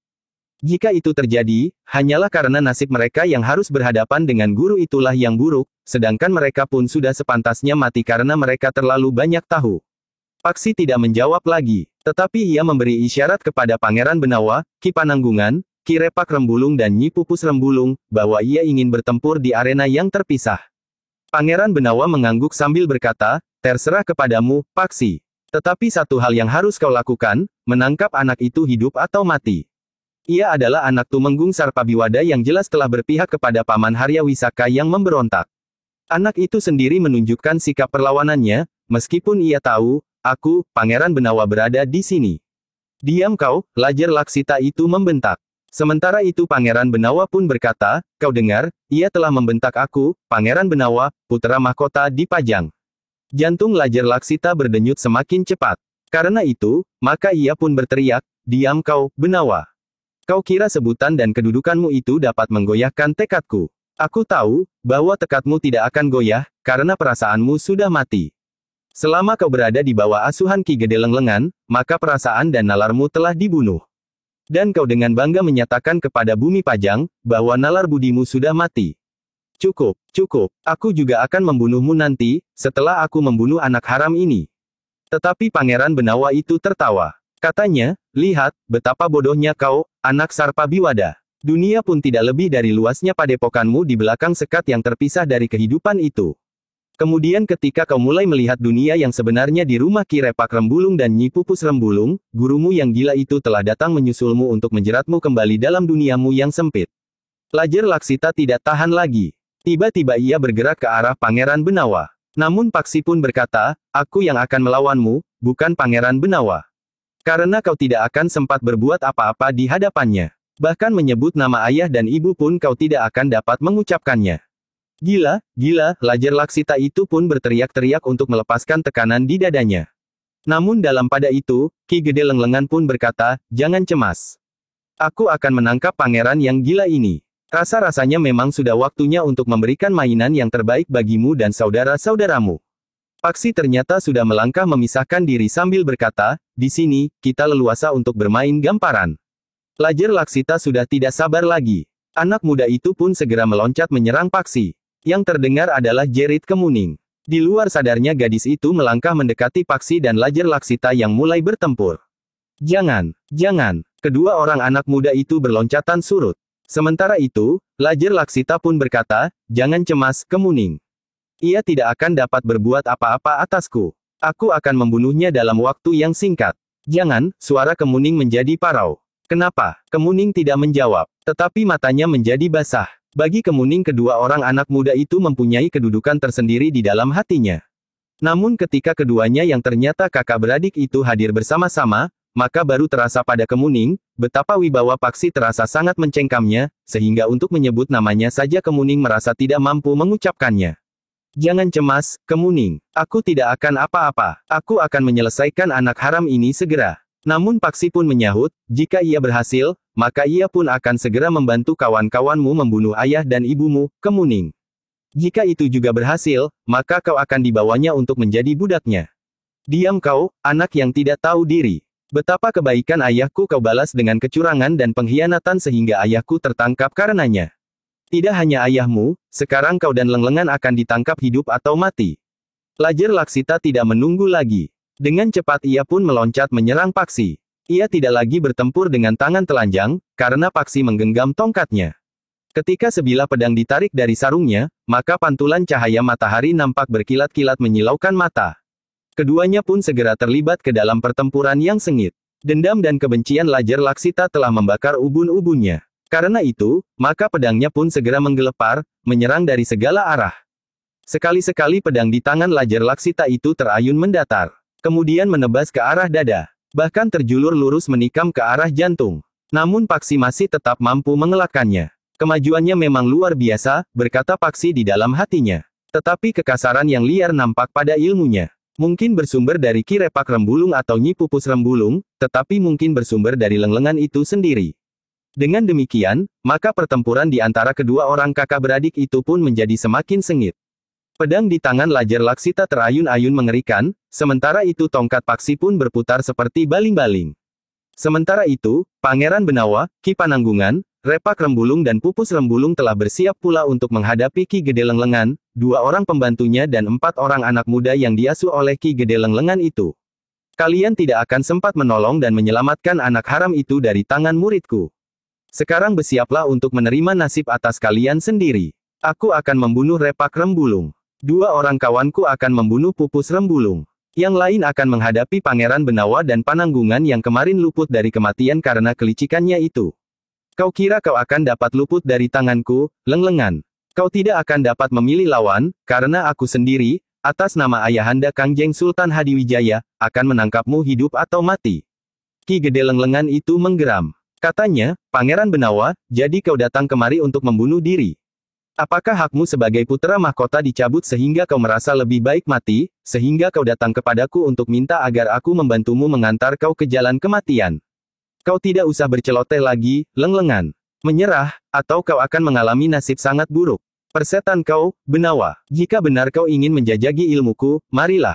Bersiaplah. Pangeran Benawa pun kemudian telah bersiap untuk menghadapi Ki Gede Lenglengan, sementara yang lain pun segera mempersiapkan diri pula. Pangeran Benawa, berkata Ki Gede Lenglengan, setiap orang dapat saja menyebut dirinya Pangeran Benawa. Tetapi sebelum kau mati, aku ingin meyakinkan apakah kau benar Pangeran Benawa. Pangeran Benawa itu tidak menjawab. Tetapi Pangeran Benawa itu pun segera mengeluarkan cincin kerajaan yang pernah diperbincangkan oleh banyak orang, terutama mereka dari dunia yang gelap. Sambil mengenakan cincin itu, Pangeran Benawa pun berkata, "Nah, kau kenal cincin ini? Atau setidak-tidaknya kau pernah mendengar orang menyebut cincin kerajaan ini? Bukan hanya jantung Ki Gede Lenglengan yang berdebaran. Tetapi jantung Repak Rembulung dan Pupus Rembulung pun bergetar pula. Mereka termasuk di antara orang-orang yang memburu cincin itu, dan yang ternyata memang ada di tangan Pangeran Benawa. Tetapi segala-galanya telah berubah pada Ki Repak Rembulung dan Nyi Pupus Rembulung. Cincin itu bagi mereka tidak lagi menjadi benda yang harus diburu. Tetapi rasa-rasanya cincin itu memang pantas dikenakan di jari-jari Pangeran Benawa. Ki Gede Lenglengan yang melihat Pangeran Benawa mengenakan cincin itu menggeram. Katanya, kau tidak akan mengenakan cincin itu terlalu lama. Kau akan mati dan akulah yang akan mengenakan cincin itu. Pangeran Benawa seolah-olah tidak mendengarnya. Tetapi Pangeran Benawa itu pun berkata, "Nah, Lenglengan. Sekarang kau yakin, bahwa kau berhadapan dengan Pangeran Pati Pajang yang mengemban perintah Kangjeng Sultan. Apa katamu? Aku akan membunuhmu, siapapun kau. Apalagi kau telah membawa cincin itu. Maka keinginanku untuk membunuhmu menjadi semakin besar. Aku sudah bersiap, Ki Gede. Apakah masih ada yang akan kau katakan?" Persetan kau Ki Gede Lenglengan itu pun dengan tiba-tiba telah menyerang Pangeran Benawa. Tetapi Pangeran Benawa sudah bersiap menghadapinya, sehingga dengan tangkasnya Pangeran Benawa pun telah menghindar. Serangan Ki Gede Lenglengan itu merupakan aba-aba bagi kedua orang pengikutnya dan keempat anak muda yang diasuhnya. Dengan cepat pula mereka segera menyerang Ki Pananggungan, Ki Repak Rembulung dan Pupus Rembulung. Namun mereka telah bersiap sepenuhnya, sehingga karena itu, maka serangan-serangan mereka tidak menyentuh sasaran. Ki Repak Rembulung pun kemudian berkata kepada Ki Pananggungan, "Kakang, biarlah aku selesaikan anak-anak itu bersama Pupus Rembulung. Kau hadapi kedua orang pengikut Lenglengan itu. Bukankah kau sudah mengetahui tataran ilmunya? Setan kau, geram orang yang bertubuh pendek. Jangan terlalu sombong. Jika kawanku tidak sempat membunuhmu kemarin, bukan ukuran bahwa aku juga tidak akan mampu membunuhmu. Kau akan membunuhku, orang cebol. Aku tidak menyesali tubuhku yang barangkali lebih pendek dari kebanyakan orang. Karena itu orang menyebutku ajak bungkik. Tetapi itu tidak akan menghalangi rencanaku untuk membunuhmu." Ki Pananggungan tertawa. Katanya, "Baiklah. Kita akan bermain-main. Marilah. Tetapi ingat, aku tidak akan berbaik hati lagi. Sekarang tidak akan ada yang aku kasih hidup seperti kemarin. Cukup, teriak Ajak Bungkik. Ia pun dengan cepat melenting. Kakinya menyambar ke arah dada. Namun Ki Pananggungan cepat mengelak, meskipun jantungnya terasa berdebar. Ternyata Bungkik itu mampu bergerak sangat cepat. Dengan demikian, maka Ki Pananggungan itu harus berhati-hati menghadapi orang yang menyebut dirinya Ajak Bungkik itu. Bersama seorang kawannya, orang itu menyerang Ki Pananggungan seperti arus gelombang yang datang beruntun menghantam tebing. Ki Pananggungan pun kemudian berloncatan mengambil jarak dari Repak Rembulung dan Pupus Rembulung. Ki Pananggungan pun telah menjauhi pula arena pertempuran antara Pangeran Benawa melawan Ki Gede Lenglengan. "Jangan lari," teriak Ajak Bungkik. Ki Pananggungan tertawa. Katanya, "Kau kira aku akan lari? Kau sedang mencari kesempatan. Jika kami lengah, maka kau akan segera melarikan diri. Jika aku hanya ingin melarikan diri, maka aku tidak akan memasuki halaman rumah Repak Rembulung. Persetan dengan celotehmu. Sebentar lagi kau akan mati." Sebenarnya lah bahwa orang yang disebut Ajak Bungkik itu mempunyai kelebihan dari kawan-kawan yang telah mencegat dan berusaha membunuh Ki Pananggungan. Ia mampu bergerak sangat cepat. Tubuhnya seakan-akan tidak berbobot. Berloncatan berputaran. Kedua kakinya seakan-akan tidak menyentuh tanah. Namun Ki Pananggungan adalah seorang yang memiliki ilmu yang mapan. Karena itu, maka pertahanannya tidak mudah dikoyak oleh serangan-serangan Ajak Bungkik dan kawannya. Yang kemudian dikepung oleh 4 orang anak muda adalah Repak Rembulung dan Pupus Rembulung. Anak-anak muda yang pernah menjadi muridnya beberapa saat lamanya sebelum Ki Gede Lenglengan itu datang. "Kalian benar-benar akan melawan kami berdua?" bertanya Repak Rembulung. "Jangan menyesali nasibmu," sahut seorang di antara mereka. "Bagaimana mungkin hal ini kalian lakukan? Bukankah kalian tahu tataran ilmu dan kemampuanku?" "Kami tahu. Tetapi kalian berdualah yang tidak mampu membimbing kami di sini. Ilmu kami memang tidak meningkat sama sekali, karena kalian tidak mampu berbuat apa-apa. Tetapi demikian guru datang, maka kami telah menjadi orang yang memiliki ilmu lebih tinggi dari kalian berdua." Pupus Rembulung tertawa sambil berkata, "Kami kagumi cara Ki Gede Lenglengan menusukkan racun ke dalam jantungmu. Kalian telah menjadi orang yang kehilangan pribadi kalian sepenuhnya. Lihat, betapa Lajar Laksita harus bertempur melawan kakaknya sendiri. Sekarang kalian telah berani menentang kami. Bukankah itu merupakan satu keganjilan yang terjadi pada nalar budi kalian? Jangan mencoba membujuk dan menyesatkan penalaran kami. Tidak akan ada gunanya, karena kami tahu pasti apa yang kami lakukan." Repak Rembulung pun menyahut, "Tidak ada gunanya berbicara dengan mereka, Nyi. Mereka benar-benar sudah kehilangan diri mereka sendiri. Mereka sekarang menjadi tidak lebih dari seekor kerbau yang telah dicocok hidungnya. Mereka akan pergi kemana mereka harus pergi sesuai dengan kemauan orang yang memegang kendali. Kami beri kesempatan kalian berbicara sepuas-puas hati sebelum tubuh kalian terbujur di dalam kubur." Repak Rembulung menggelengkan kepalanya. Katanya, "Baiklah, kami akan berusaha membangunkan kalian dari sebuah mimpi yang buruk." Repak Rembulung dan Pupus Rembulung tidak sempat berbicara untuk membujuk mereka lagi. Nampaknya hati mereka telah benar-benar membeku. Ketika keempat orang anak muda itu mulai bergerak, maka Repak Rembulung dan Pupus Rembulung pun harus bergeser pula. Namun keduanya sengaja tidak mengambil jarak. Mereka akan bertempur bersama menghadapi keempat orang anak muda itu. Sebenarnya lah sejenak kemudian keempat orang anak muda itu telah menyerang Repak Rembulung dan Pupus Rembulung seperti arus prahara. Kemudian mereka telah membuat mereka menjadi sangat garang. Sementara itu, ajaran yang diberikan oleh Ki Gede Lenglengan adalah ilmu yang keras dan kasar. Pada saat-saat terakhir, Ki Gede Lenglengan ingin anak-anak asuhannya itu lebih cepat maju sehingga justru karena itu, maka anak-anak muda itu telah berlatih dengan keras dan kasar. Sebenarnya lah bahwa rencana Ki Gede Lenglengan pada suatu saat adalah menyingkirkan Repak Rembulung dan Pupus Rembulung. Namun bagaimanapun juga Repak Rembulung dan Pupus Rembulung harus mengakui, bahwa anak-anak itu mendapat kemajuan yang pesat setelah Ki Gede Lenglengan datang. Namun unsur gerak yang nampak adalah unsur-unsur gerak yang kadang-kadang tidak pantas dilakukan, dan bahkan kasar dan kotor. Meskipun mereka bergerak dalam kesatuan irama, namun iramanya adalah irama yang liar dan bahkan buas. Ki Gede Lenglengan ingin mereka secepatnya dapat dipergunakan, sehingga apapun yang dilakukan, tidak pernah mendapat penilaian sama sekali, berkata Repak Rembulung. "Iya, rasa-rasanya aku tidak dapat mengenali mereka lagi," sahut Pupus Rembulung. "Jangan menyesali nasibmu yang buruk," berkata salah seorang dari anak muda itu. "Jika beberapa saat yang lalu kami masih berguru kepadamu, maka sekarang kami telah mampu membunuhmu. Apakah kau berbicara dari lubuk hatimu, atau sekedar mengigau tanpa kau mengerti artinya?" Pertanyaan itu memang agak mengejutkan. Anak muda itu diam sesaat. Namun kawannya lah yang menyahut, kalian berdua memang tidak mempunyai arti apa-apa bagi kami. Karena itu, kalian berdua harus disingkirkan agar kalian tidak mengganggu kami yang akan tinggal di sini untuk seterusnya. Pupus Rembulung yang berloncatan menghindari serangan lawannya itu masih sempat berkata, mereka benar-benar tidak dapat mengenali diri mereka sendiri, Kakang. Jiwa mereka telah berada di bawah pengaruh Ki Gede Lenglengan. Jika Ki Gede Lenglengan itu nanti mati, baru mereka akan dapat disadarkan dari mimpi mereka yang gila itu.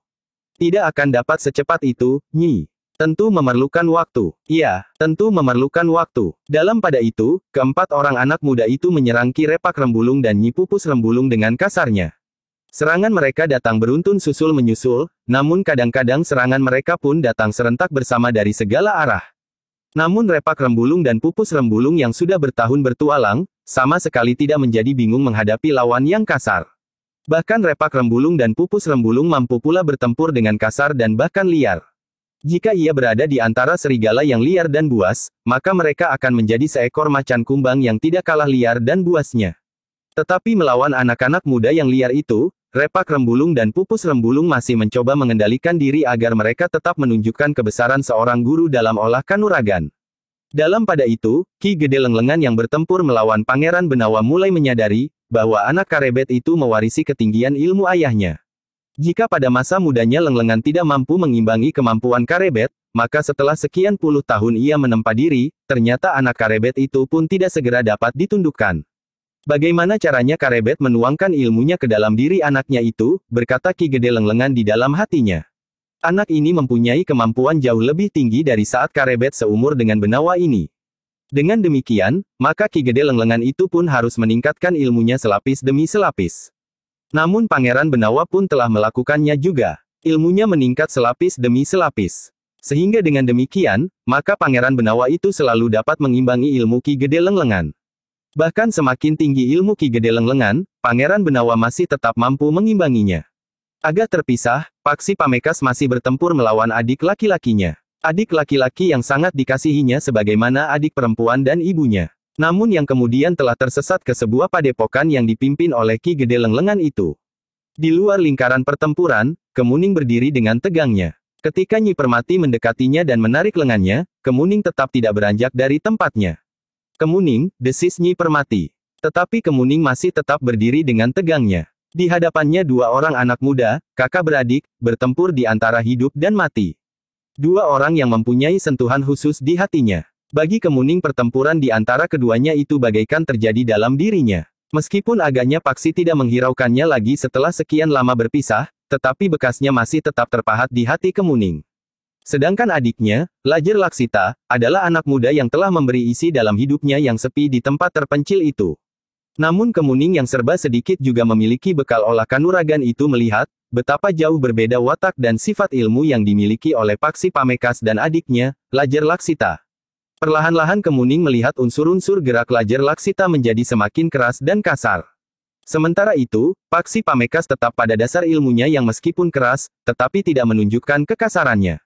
Pedang Lajer Laksita pun terayun-ayun mengerikan. Sekali-sekali pantulan cahaya matahari menyambar mata Paksi, sehingga Paksi harus bergeser untuk menghindari kilatan pantulan yang menyilaukan itu. Namun putaran tongkat Paksi sekali-sekali membingungkan Lajer Laksita. Setiap kali terjadi benturan, bukan tongkat Paksi yang patah, tetapi tangan Lajer Laksitalah yang bergetar. Tetapi Lajer Laksita tidak tanggap akan kekuatan dan tenaga yang tersimpan pada diri kakaknya itu. Karena itu, maka serangan-serangannya pun datang semakin cepat, semakin keras dan kasar. Inikah yang kau warisi dari Ki Gede Lenglengan itu, Lajer Laksita? Bertanya Paksi. Lajer Laksita menggeram. Dengan kasar ia pun membentak, aku bunuh kau, pengkhianat. Siapa yang berkhianat? Berkhianat terhadap siapa? Kau telah berkhianat terhadap ayahku yang memeliharamu, memberimu makan, minum, pakaian, dan tempat tinggal. Jika ayahmu itu tidak berkhianat terhadap Pajang, maka aku pun tidak bermimpi untuk mengkhianatinya.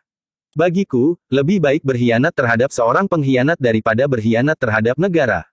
Tutup mulut, anak haram. Meskipun kau sebut aku anak haram, tetapi aku masih mempunyai harga diri serta kesetiaan kepada Pajang. Nah, apa yang dilakukan oleh ayahmu? Membiarkan dirinya diperbudak oleh Harya Wisaka, seorang pemberontak. Lebih dari itu, ia telah menyeret anaknya dan menyerahkannya kepada seseorang seperti Ki Gede Lenglengan itu. Seorang yang keras, kasar, liar dan bodoh. Yang diketahuinya tidak lebih dari merampok, membunuh orang yang tidak berdaya, bahkan kemudian telah bekerja bersama dengan para pengkhianat termasuk ayahmu. Diam, diam, aku koyakkan mulutmu. Tetapi demikian mulut Lajer Laksita itu terkatup, tongkat paksi telah menembus pertahanannya. Menyusup lewat celah-celah ayunan pedang Lajer Laksita, mengenai lambungnya. Lajer Laksita menyeringai menahan sakit. Anak muda itu terdorong beberapa langkah surut. Kemarahannya pun semakin menyala di dadanya. Aku bunuh kau, teriak Lajer Laksita. Namun tongkat paksi itu telah terayun mengenai lengannya, sehingga Lajer Laksita itu terhuyung-huyung ke samping. Tulang lengannya serasa telah menjadi retak, sehingga Lajer Laksita itu berdesah tertahan. Marilah, bangkit, anak muda, berkata paksi. Meskipun kau tidak mempunyai harapan apapun, tetapi matilah sebagai laki-laki. Kemarahan benar-benar telah meledak di dadanya. Karena itu, maka Lajer Laksita itu pun berteriak keras sekali, diam. Diam kau, anak haram. Namun mulut Lajer Laksita lah yang terbungkam. Tangan kiri paksi terjulur lurus mengenai mulut Lajer Laksita yang berteriak itu. Ketika pedangnya terayun menebas ke arah tangan kiri paksi Pamekas, pedang itu telah membentur tongkat paksi. Bahkan tongkat itu pun berputar dengan cepatnya, seakan-akan telah menghisap pedang di tangan adik laki-lakinya. Lajer Laksita ternyata tidak mampu menahan hisapan tongkat paksi Pamekas, sehingga karena itu, maka pedangnya pun telah terloncat dari tangannya. Sementara itu tangannya terasa menjadi pedih sekali. Ketika Lajer Laksita berusaha menggapai pedangnya, maka ujung tongkat paksi tiba-tiba saja telah melekat di ubun-ubunnya. Tongkatku dapat melubangi ubun-ubunmu, geram paksi. Lajer Laksita termangu-mangu sejenak. Namun kemudian ia pun berkata lantang, lakukan. Bunuh aku sama sekali tidak takut mati. Adalah sudah aku sadari sejak semula, bahwa akibat seperti ini akan dapat terjadi atas seseorang yang berjuang untuk menegakkan kebenaran. Kebenaran macam apa yang kau perjuangkan? Kebenaran atas landasan berpikir Haryawisaka yang tamak itu. Persetan dengan kau, anak haram. Bunuh aku. Jangan banyak bicara. Kau kira aku akan membunuhmu. Bagiku, tongkatku akan lebih berharga untuk membunuh seekor tikus daripada membunuh seorang pemberontak dan pengkhianat. Diam, diam kau, teriak Lajer Laksita. Namun tiba-tiba saja kaki paksi telah menyambar dagunya, sehingga gigi adik laki-lakinya itu gemeretak. Di luar sadarnya, Lajer Laksita itu mengaduh. Ketika tangannya meraba mulutnya, terasa cairan yang pekat dan hangat membasah di tangannya. Agaknya bibirnya telah pecah sehingga darah mulai meleleh dari bibirnya itu. Ayo, kau mau apa? Merengek minta aku membunuhmu. Sudah aku katakan bahwa kau tidak cukup berharga untuk dibunuh. Lajer Laksita itu hampir saja mengumpat. Tetapi ujung tongkat paksi sudah melekat di pipinya. Katakan yang ingin kau katakan. Kau memang seorang anak yang telah dibentuk untuk menjadi kasar, liar, buas dan tidak mengerti tatanan serta unggah-ungguh. Lajer Laksita mengurungkan niatnya. Tetapi matanya menjadi merah seperti bara. Kenapa matamu menjadi merah, hei? Jika matamu membuat hatiku semakin geram, aku akan mencungkil biji matamu. Tetapi dengar, aku tidak akan membunuhmu. Licik, pengecut, kenapa kau tidak mau membunuh? Paksi tidak menjawab, tetapi tangannya terayun deras sekali, menamparkan mulut anak muda itu. Yang menjerit adalah Kemuning. Dengan nada berat di sela-sela isak tangisnya ia berkata, jangan, Kakang.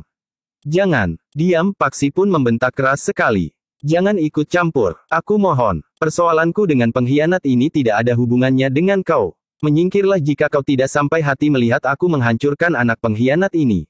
Kaulah yang tidak tahu diri, teriak Lajer Laksita. Dengar, anak manja, pada umurku yang belum genap 17 tahun, aku sudah mendapat perintah untuk mencari cincin kerajaan di dalam belukar, kehidupan yang penuh dengan duri. Untunglah, ada orang yang menolongku. Untunglah bahwa Ki Pananggungan baik kepadaku. Untunglah bahwa Ki Repak Rembulung dan Nyi Repak Rembulung tidak membantaiku. Di semak belukar olah kanuragan itu, terdapat kelompok-kelompok dari beberapa perguruan yang ganasnya melampaui orang yang kau sembah dan bernama Lenglengan itu. Cukup, teriak Lajer Laksita. Tetapi sekali lagi Paksi menamparkan mulut itu keras sekali, sehingga Lajer Laksita terhuyung-huyung. Kau tidak dapat memerintah aku untuk diam. Jika kau tidak mau mendengar, aku potong telingamu dengan pedangmu sendiri. Kakang Paksi, jangan, tangis Kemuning. Jangan turut campur, aku mohon, Kakang. Jika aku tahu kau akan menghambat tugasku kali ini, aku tidak akan melepaskanmu dari tangan Bahu Langlang. Biarlah kau menjadi mangsanya dan untuk selamanya kau tidak akan dapat menikmati cerahnya sinar matahari. Kakang, tiba-tiba saja Kemuning berlari mendekap Nyi Permati sambil menangis. Ia tidak mengerti, kenapa Paksi tiba-tiba telah berubah. Paksi yang dilihatnya itu rasa-rasanya bukan Paksi yang pernah dikenalnya. Bibinya seakan-akan dapat membaca perasaan gadis itu. Karena itu sambil memeluk Kemuning yang menangis, Nyi Permati pun berkata, Angger Paksi mencoba untuk bersabar. Tetapi adiknya telah merendahkannya, menghinanya dan menghempaskan martabatnya di bawah telapak kakinya, sehingga batas kesabaran Angger Paksi pun telah dilanggarnya. Ledakan itu menjadi sulit untuk dikendalikan betapapun Angger Paksi adalah seorang yang terbiasa mengekang diri. Ketika Paksi sedang berpaling kepada Kemuning, maka Lajer Laksita berusaha untuk memanfaatkan kelemahan itu. Dengan cepat Lajer Laksita meloncat menyerang Paksi dengan tangan terjulur, jari-jarinya mengembang untuk mencengkam leher. Namun ternyata Paksi menyadari akan serangan itu. Dengan tangkasnya ia mengelak. Demikian tangan Lajer Laksita terjulur, maka Paksi pun segera merendahkan dirinya. Tongkatnya dengan derasnya menyapu kaki Lajer Laksita, sehingga anak muda itu pun jatuh tertelungkup. Ketika Lajer Laksita berusaha dengan cepat bangkit, maka tongkat Paksi telah memukul lambungnya. Lajer Laksita yang kesakitan itu menggeliat. Namun Paksi telah meloncat sambil memutar tubuhnya. Kakinya terayun deras, menghantam kening adik laki-lakinya, sehingga Lajer Laksita itu terpelanting jatuh. Bibi, terdengar tangis Kemuning. Paksi tidak memburunya. Dibiarkannya Lajer Laksita bangkit berdiri. Wajahnya menjadi pengap dengan nada kebiru-biruan. Mari, anak manja, anak tumenggung Sarpabiwada. Jika kau laki-laki, ambil pedangmu. Kita akan bertempur sampai tuntas. Lajer Laksita termangu-mangu sejenak. Namun Paksi itu melangkah menjauh sambil berkata, ambil pedangmu atau aku patahkan tanganmu. Lajer Laksita tidak dapat berbuat lain. Dipungutnya pedangnya yang terjatuh. Ia pun kemudian bersiap untuk bertempur melawan Paksi. Tunjukkan bahwa kau anak tumenggung Sarpabiwada yang telah berkhianat itu, dan telah menempatkan dirinya sebagai budak Harya Wisaka. Bangkit, lawan aku yang kau sebut anak haram. Mata Lajer Laksita memang menyala. Tetapi ia tidak dapat mengingkari kenyataan, bahwa ilmu Paksi masih jauh berada di atas kemampuannya. Namun Lajer Laksita itu pun kemudian telah terpancing lagi untuk bertempur melawan Paksi. Namun semakin lama ia bertempur, maka tubuhnya menjadi semakin kesakitan. Paksi memukulinya di mana saja. Lengannya, bahunya, lambungnya, pahanya, dadanya dan di mana-mana. Dalam pada itu, ternyata Repak Rembulung dan Pupus Rembulung telah berusaha membuat keempat anak muda yang pernah berguru kepadanya itu menjadi jera. Repak Rembulung dan Pupus Rembulung tidak segera menundukkan keempat orang anak muda itu. Tetapi perlahan-lahan keempat anak muda itu dipaksa untuk mengakui betapa lemahnya mereka di hadapan Repak Rembulung dan Pupus Rembulung. Berbeda dengan Repak Rembulung dan Pupus Rembulung, Ki Pananggungan pun bertempur dengan garangnya. Ajak Bungkik memang mempunyai kelebihan dari kawan-kawan. Karena itu, berdua dengan seorang kawannya, ia mampu bertahan beberapa lama menghadapi serangan-serangan Ki Pananggungan yang datang membadai. Namun beberapa saat kemudian, ia harus menghadapi kenyataan, bahwa Ki Pananggungan memang seorang yang berilmu sangat tinggi. Karena itu, betapapun Ajak Bungkik dan kawannya mengerahkan kemampuannya, namun mereka berdua pun semakin lama menjadi semakin terdesak. Di sisi lain, Pangeran Benawa bertempur dengan sengitnya melawan Ki Gede Lenglengan. Ki Gede Lenglengan yang marah itu pun telah meningkatkan ilmunya semakin tinggi. Ia ingin segera menghancurkan lawannya. Apalagi ketika ia melihat lawannya itu mengenakan cincin yang telah diburu oleh banyak orang. Tetapi ternyata Pangeran Benawa masih saja tetap mampu mengimbangi ilmunya. Sekali-sekali Ki Gede Lenglengan memang mampu mendesak Pangeran Benawa. Namun yang terjadi kemudian adalah sebaliknya. Ki Gede Lenglengan harus berloncatan surut mengambil jarak. Namun Pangeran Benawa yang menyadari betapa tingginya ilmu Ki Gede Lenglengan, harus bertempur dengan hati-hati. Ia tidak boleh mengerahkan tenaganya dengan sia-sia. Ia harus menghemat tenaganya itu, karena Pangeran Benawa sadar, bahwa ia akan memerlukan waktu yang lama menghadapi Ki Gede Lenglengan. Berbeda dengan lawannya, Ki Gede Lenglengan agaknya terlalu bernafsu untuk segera mengalahkan lawannya yang jauh lebih muda daripadanya itu. Ki Gede tidak mau dianggap tidak memiliki ilmu yang cukup tinggi untuk mengalahkan Pangeran Benawa dengan segera. Karena itu, maka Ki Gede Lenglengan yang kurang perhitungan karena dorongan nafsunya itu, telah mengerahkan tenaganya agar segera dapat mengakhiri pertempuran. Dengan demikian, maka tenaga Ki Gede Lenglengan menjadi lebih cepat menyusut daripada tenaga Pangeran Benawa yang masih jauh lebih muda itu. Ketika Ki Gede Lenglengan dengan garangnya menyerang Pangeran Benawa seperti arus prahara, maka mereka mendengar Ajak Bungkik bagaikan melolong panjang. Ki Gede Lenglengan yang meloncat mengambil jarak, berusaha untuk melihat apa yang telah terjadi. Sementara itu, Pangeran Benawa pun tidak memburunya, karena Pangeran Benawa juga ingin tahu, apa yang terjadi itu. Ternyata Ajak Bungkik itu terlempar beberapa langkah surut.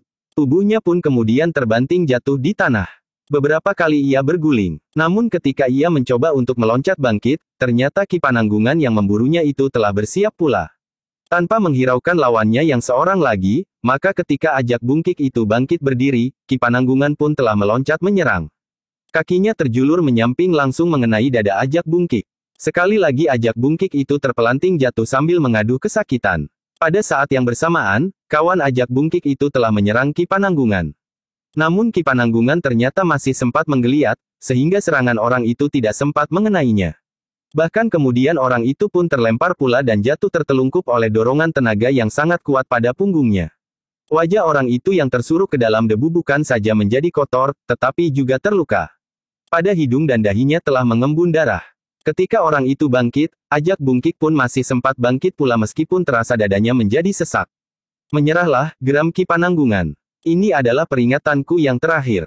Tetapi Ajak Bungkik sama sekali tidak menghiraukannya. Bahkan dengan garangnya ia meloncat menerkam Ki Pananggungan seperti seekor serigala menyerang mangsanya.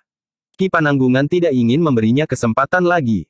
Demikian Ajak Bungkik itu menerkamnya, maka dengan ujung jari-jarinya yang merapat, Ki Pananggungan telah menghentak ke arah ulu hati Ajak Bungkik itu. Yang terdengar adalah teriakan yang mirip dengan lolong serigala itu. Ajak Bungkik itu membungkuk kesakitan. Namun pada saat yang itu pula, Ki Pananggungan telah menghantam tengkuk Ajak Bungkik itu dengan telapak tangannya. Sekali lagi Ajak Bungkik itu terjerembab. Sekali ia menggeliat, namun Ajak Bungkik itu pun tidak bergerak lagi. Kawannya melihat kesempatan yang terbuka. Ia pun dengan cepat meloncat sambil menyerang dengan kakinya. Tetapi serangan itu tidak mengenai sasaran. Bahkan Ki Pananggungan telah meloncat menyerang pula. Tangannya terjulur menghantam ke arah dada orang itu. Daya tahan orang itu tidak sekuat daya tahan Ajak Bungkik. Serangan Ki Pananggungan itu telah merobohkannya. Dari mulutnya mengalir darah merah membasahi bumi. Ki Gede Lenglengan seperti terbangun dari mimpi buruknya. Ketika ia berpaling, dilihatnya Pangeran Benawa seakan-akan sengaja menunggunya. Dengan nada berat Pangeran Benawa itu pun berkata, "Kau lihat akhir dari orang-orang kebanggaanmu itu, Ki Gede Lenglengan. Persetan dengan orang-orang yang rapuh itu.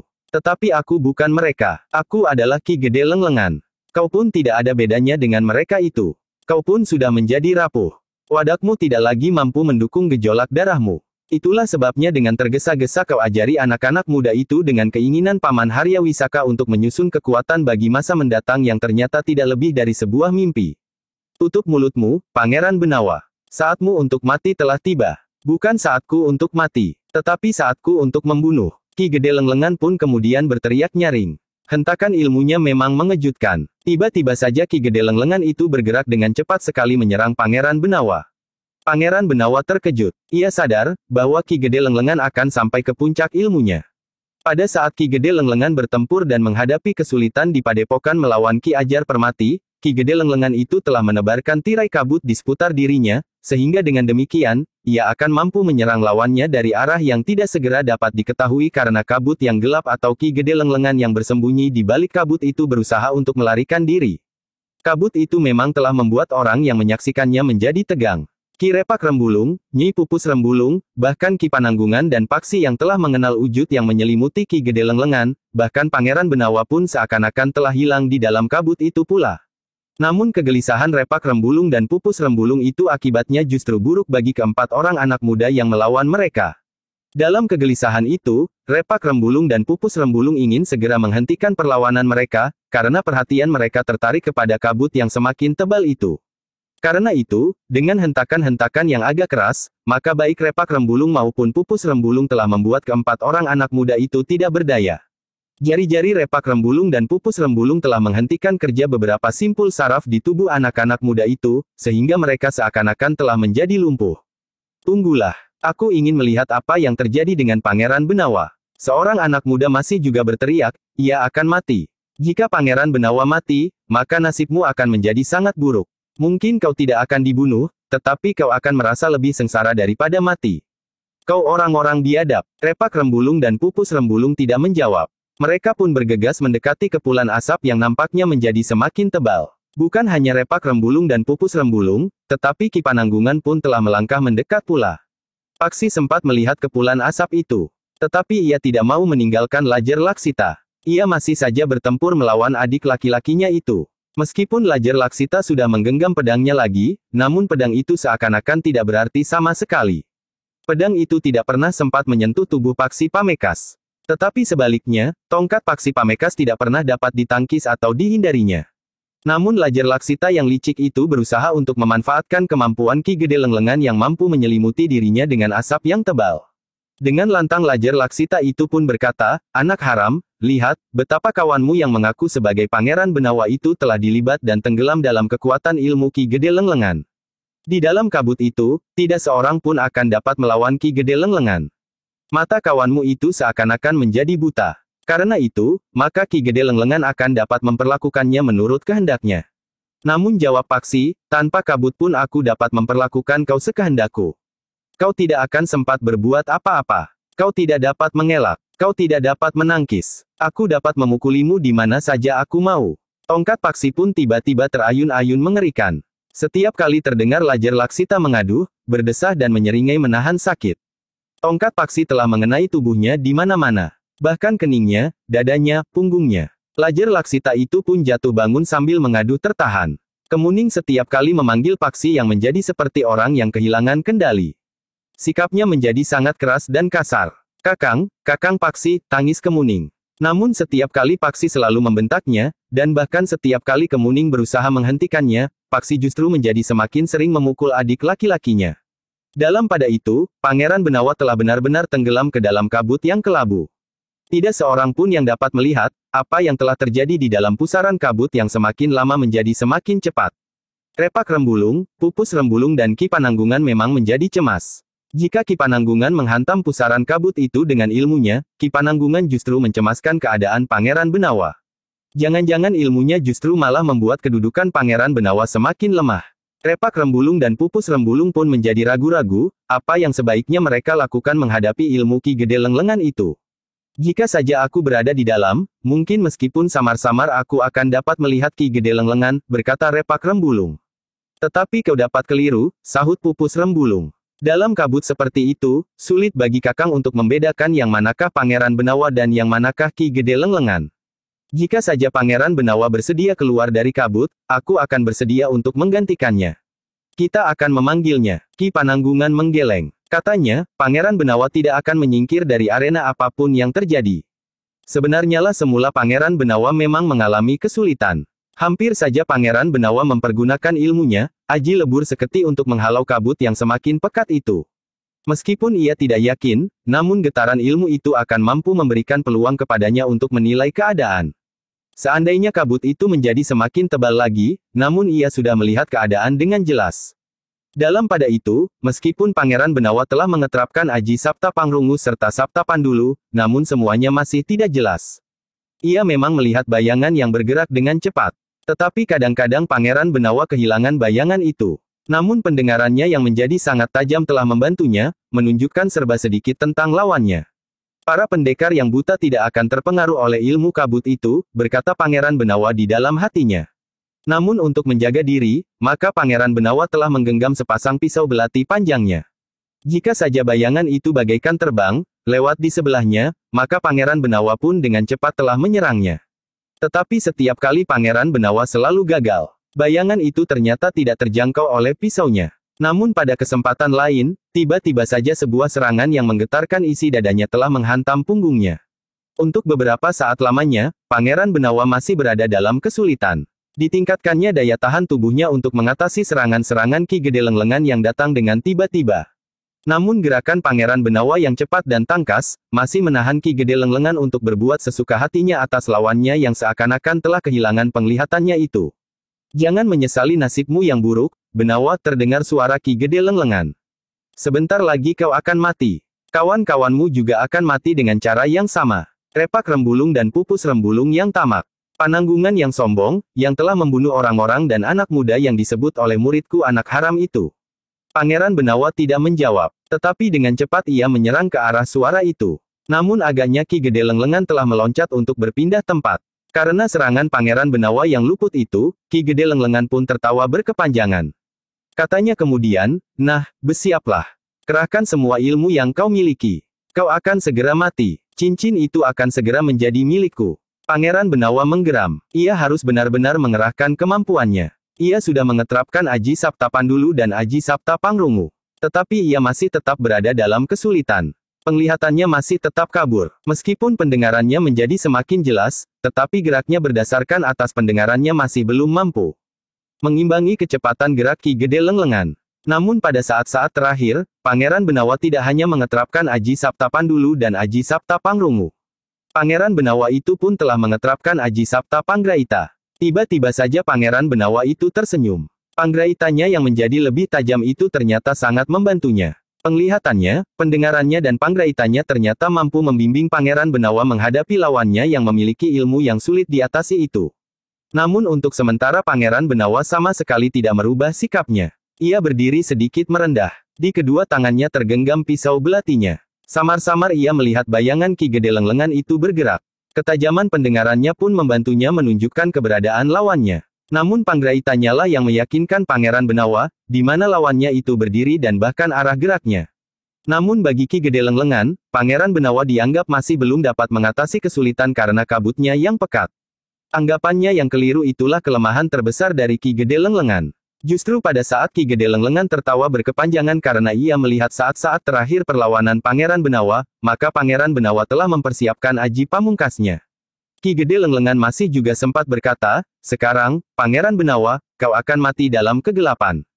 Kau tidak sempat melihat kawan-kawanmu sementara kawan-kawanmu pun tidak sempat melihat, bagaimana kau mati di tengah-tengah kepekatan kabutku ini."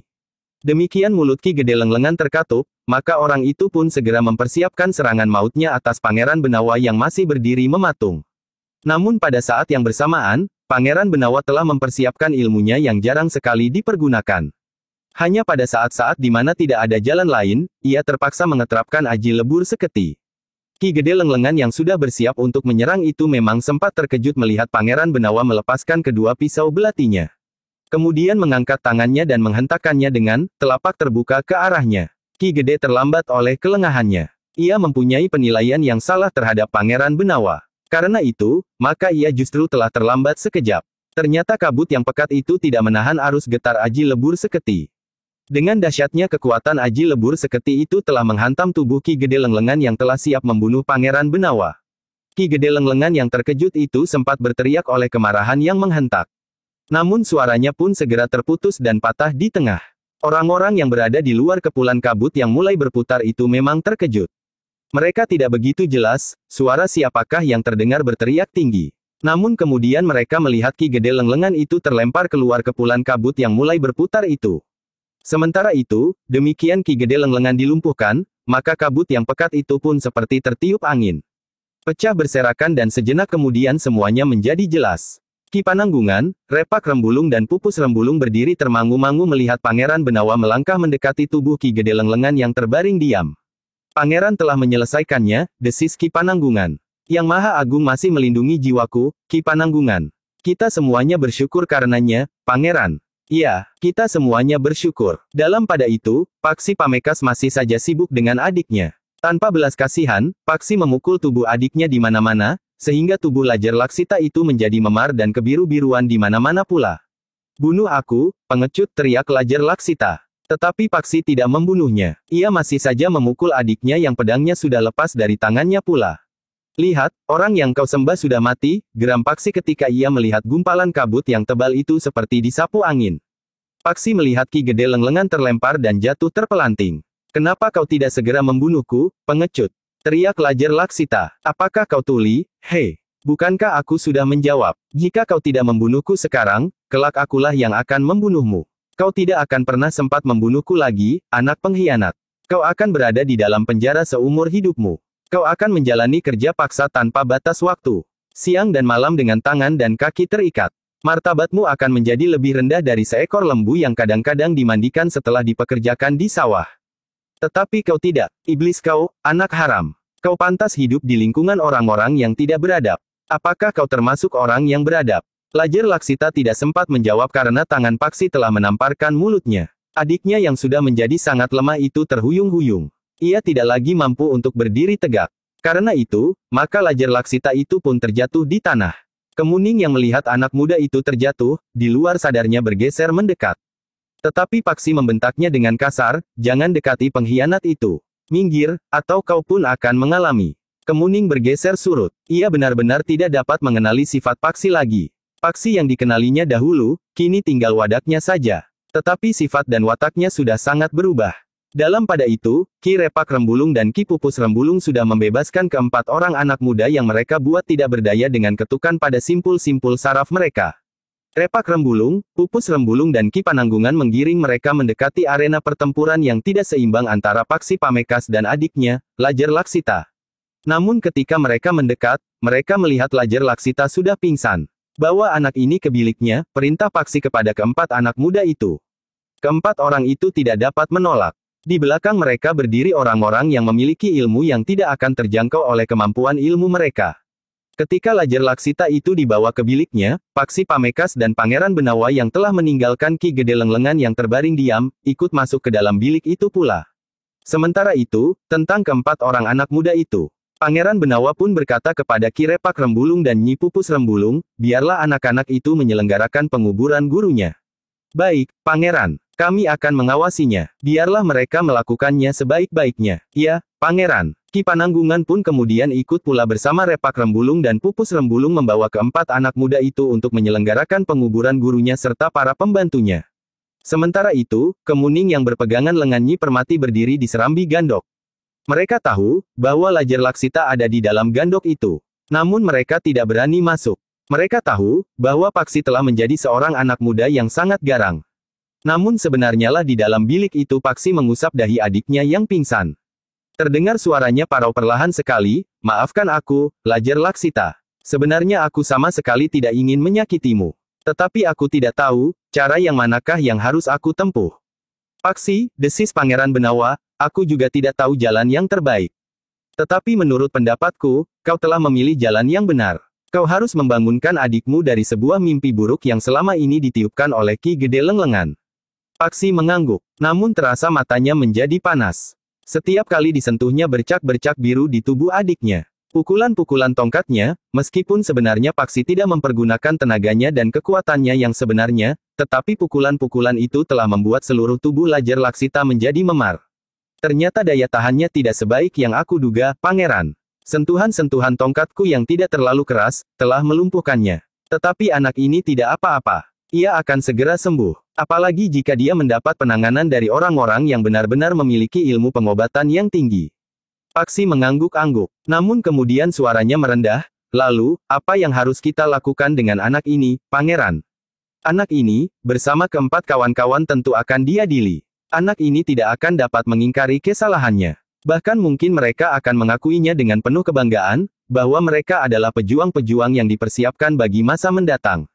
Bahkan mereka akan menengadahkan dada mereka sambil mengatakan, bahwa mereka adalah penerus perjuangan Harya Wisaka. Kita akan membawa mereka justru kepada Harya Wisaka. Kepada Harya Wisaka. Iya, bukankah pada saat-saat terakhir, Harya Wisaka sudah mulai menjadi lunak? Ia sudah bersedia menunjukkan, meskipun tidak jelas, anak-anak yang dipersiapkannya bagi angkatan mendatang itu. Jadi kalau anak ini menghadap Harya Wisaka, biarlah Harya Wisaka yang mematahkan kebanggaan mereka terhadap perjuangan di masa mendatang itu. Bahkan Harya Wisaka, sebagai sumber ketahanan jiwa mereka, sudah patah pula. Paksi mengangguk-angguk kecil. Katanya, kita akan mencoba, Pangeran. Namun kita pun harus berusaha membebaskan Repak Rembulung dan Pupus Rembulung dari segala tuntutan. Bahkan sudah selayaknya kepada mereka kita berikan sedikit kenang-kenangan. Repak Rembulung dan Pupus Rembulung pada dasarnya bukan orang jahat. Ingat, keduanya pernah menasehati kita, agar kita mencari jalan terbaik selagi kita masih muda. Iya, aku ingat. Mereka mengatakan peringatan itu pada saat kita mencampuri persoalannya, yang mereka anggap sebagai sebuah pertolongan yang menentukan. Dalam pada itu, mereka melihat Lajer Laksita mulai bergerak. Nampaknya ia hampir menjadi sadar. Bekukan sebagian dari kekuatannya, Paksi. Agar setelah ia sadar, ia tidak dapat meninggalkan pembaringannya. Paksi mengangguk. Dimiringkannya tubuh adiknya yang hampir sadar itu. Ditekannya simpul saraf di bawah lehernya di menyebelah tulang punggungnya, sehingga tenaganya menjadi lemah meskipun jika kemudian ia telah sadar sepenuhnya. Demikianlah, maka sejenak kemudian, Lajer Laksita itu membuka matanya. Semula semuanya nampak kabur di matanya. Namun kemudian menjadi semakin jelas, sehingga akhirnya ia melihat Paksi Pamekas dan Pangeran Benawa duduk di sebelah tempat pembaringannya. Kau, anak haram, geram Lajer Laksita, kenapa kau tidak juga membunuhku? Tetapi Lajer Laksita itu menjadi heran. Sikap Paksi tidak lagi garang serta memukul mulutnya dengan tongkat. Tetapi Paksi itu berkata lembut, tenanglah, Lajer Laksita. Kau harus banyak beristirahat. Lajer Laksita memandang Paksi dan Pangeran Benawa berganti-ganti. Namun kemudian ia pun menggeram, permainan apa lagi yang kau lakukan sekarang? Tenanglah, semuanya sudah berakhir. Permainan kita pun sudah berakhir. Lajer Laksita itu tiba-tiba akan bangkit. Namun tubuhnya terlalu lemah, sehingga rasa-rasanya bergerak pun ia tidak mampu lagi. Kita akan pulang, Lajer Laksita. Ibu dan adik perempuanmu itu menunggumu.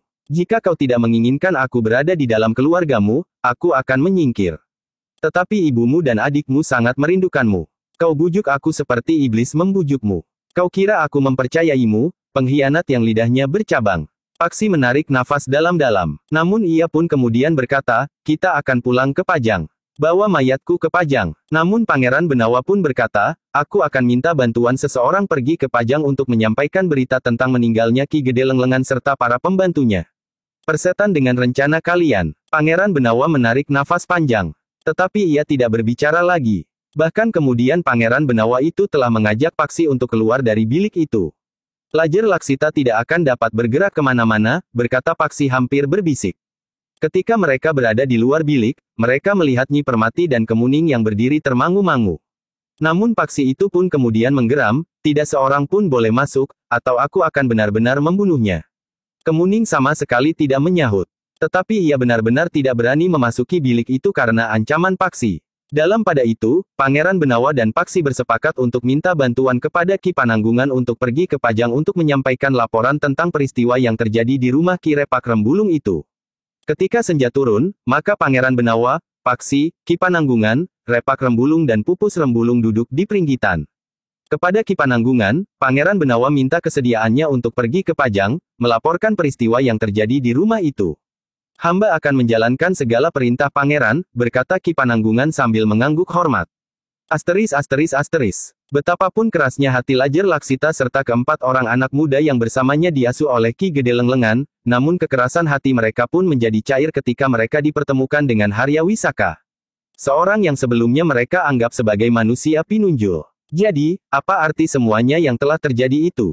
Bertanya Lajer Laksita kepada Harya Wisaka. Lajer Laksita, kita menyandang nalar budi yang mampu mengurai nilai-nilai yang kita yakini selama ini. Kita harus berani melihat ke dalam diri kita sendiri. Kita harus berani melihat cacat di tubuh sendiri tanpa menyalahkan tempat kita bercermin. Dengan demikian maka kita akan mendapatkan bekal yang pantas untuk menapaki hari esok. Jadi kesimpulannya, aku telah melangkah ke jalan yang keliru. Bukan karena aku sudah berada di dalam tahanan. Hukuman mati pun tidak akan dapat menggoyahkan keyakinanku seandainya itu tidak tumbuh dari dalam diriku sendiri. Lajer Laksita tidak menjawab lagi. Sementara itu Harya Wisaka masih memberinya beberapa petunjuk, justru kalian harus mencari kawan-kawan kalian yang lain, yang oleh Ki Gede Lenglengan dititipkan kepada orang lain sebagaimana kau dititipkan kepada Ki Repak Rembulung dan Nyi Pupus Rembulung. Lajer Laksita tidak menjawab. Dalam pada itu, bahkan setelah Lajer Laksita bertemu dengan ayahnya, ia masih saja merenungi jejak kakinya sendiri. Lajer Laksita dan keempat orang kawannya telah membuat berbagai macam pertimbangan, sehingga akhirnya seorang kawannya sampai pada satu kesimpulan, kita harus mendengarkan petunjuk Harya Wisaka.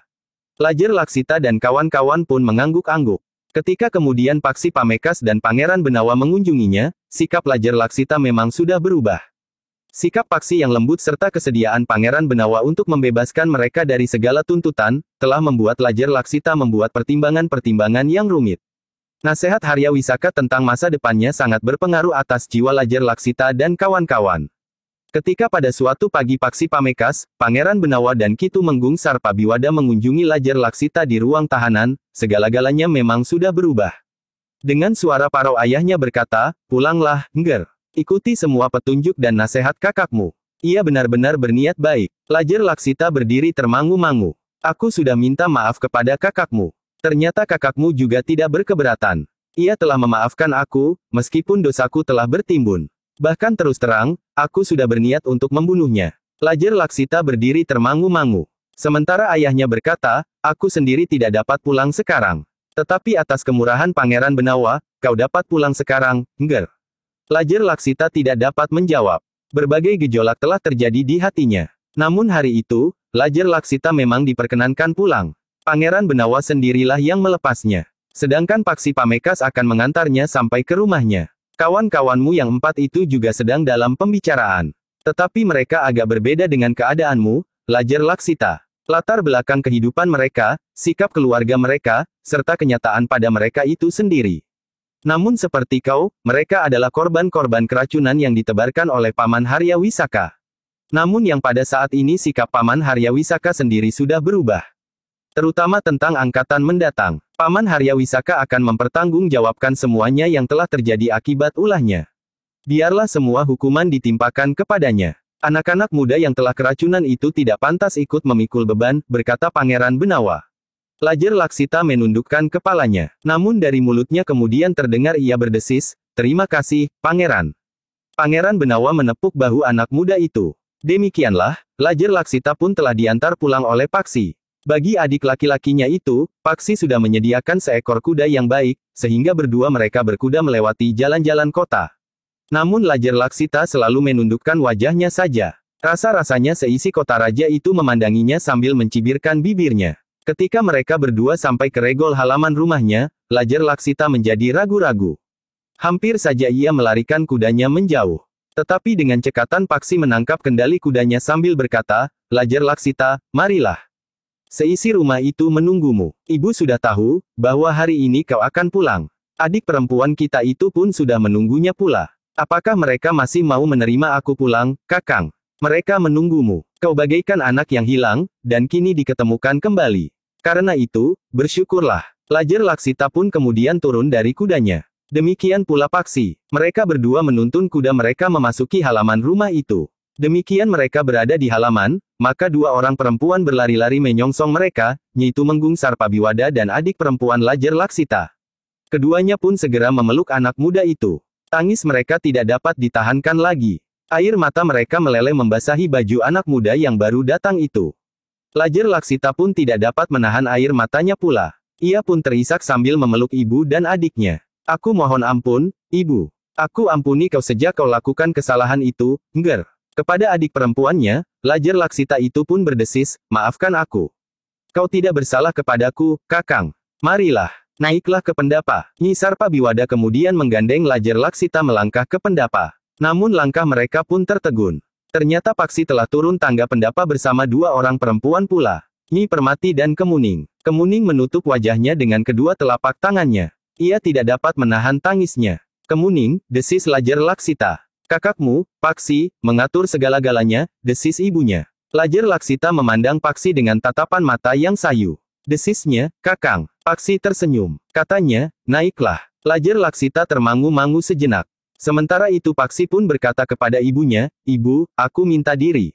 Aku akan pergi sebentar." "Kau akan kemana, Kakang?" bertanya adik perempuannya. "Aku akan pergi ke padepokan di Alas Jabung. Nanti aku kembali." "Kau tidak duduk dahulu, Paksi?" bertanya ibunya. "Terima kasih, Ibu. Nanti aku kembali. Aku akan bertemu dengan guruku, Ki Waskita dan Ki Panengah." Ibunya menarik nafas dalam-dalam. Ia bersyukur bahwa akhirnya Paksi pun telah menemukan ayahnya yang sebenarnya. Namun ketika Paksi melangkah ke kudanya, terdengar suara Kemuning, "Kakang Paksi, aku minta maaf." Paksi berpaling kepadanya. Dipandanginya Kemuning, Nyi Permati dan Lajer Laksita berganti-ganti. Dengan suara yang dalam ia pun berkata, "Tidak ada yang perlu dimaafkan, Kemuning. Pandanglah ke masa depanmu yang cerah. Aku akan ikut merasakan bahagia jika orang-orang yang aku cintai merasa bahagia." Seisi rumah ini, Paksi pun kemudian menuntun kudanya ke regol halaman. Sejenak kemudian, maka terdengar derap kaki kudanya menjauh. Sejenak kemudian kudanya berlari kencang menuju ke pintu gerbang kota. Namun di pintu gerbang kota ia menarik kendali kudanya, sehingga kudanya berhenti. Di luar pintu gerbang kota telah menunggu Ki Pananggungan, Repak Rembulung dan Pupus Rembulung. "Marilah, Paman dan Bibi. Kita pergi ke Alas Jabung. Aku perkenalkan Paman dan Bibi dengan guruku, Ki Waskita dan Ki Panengah. Mungkin Paman dan Bibi pernah melihatnya. Tetapi mungkin juga belum." Demikianlah, kuda-kuda itu pun kemudian berlari semakin kencang. Di luar gerbang kota, jalan yang menuju ke hutan Jabung terasa semakin sepi. Sesepi hati Paksi Pamekas. Tamat.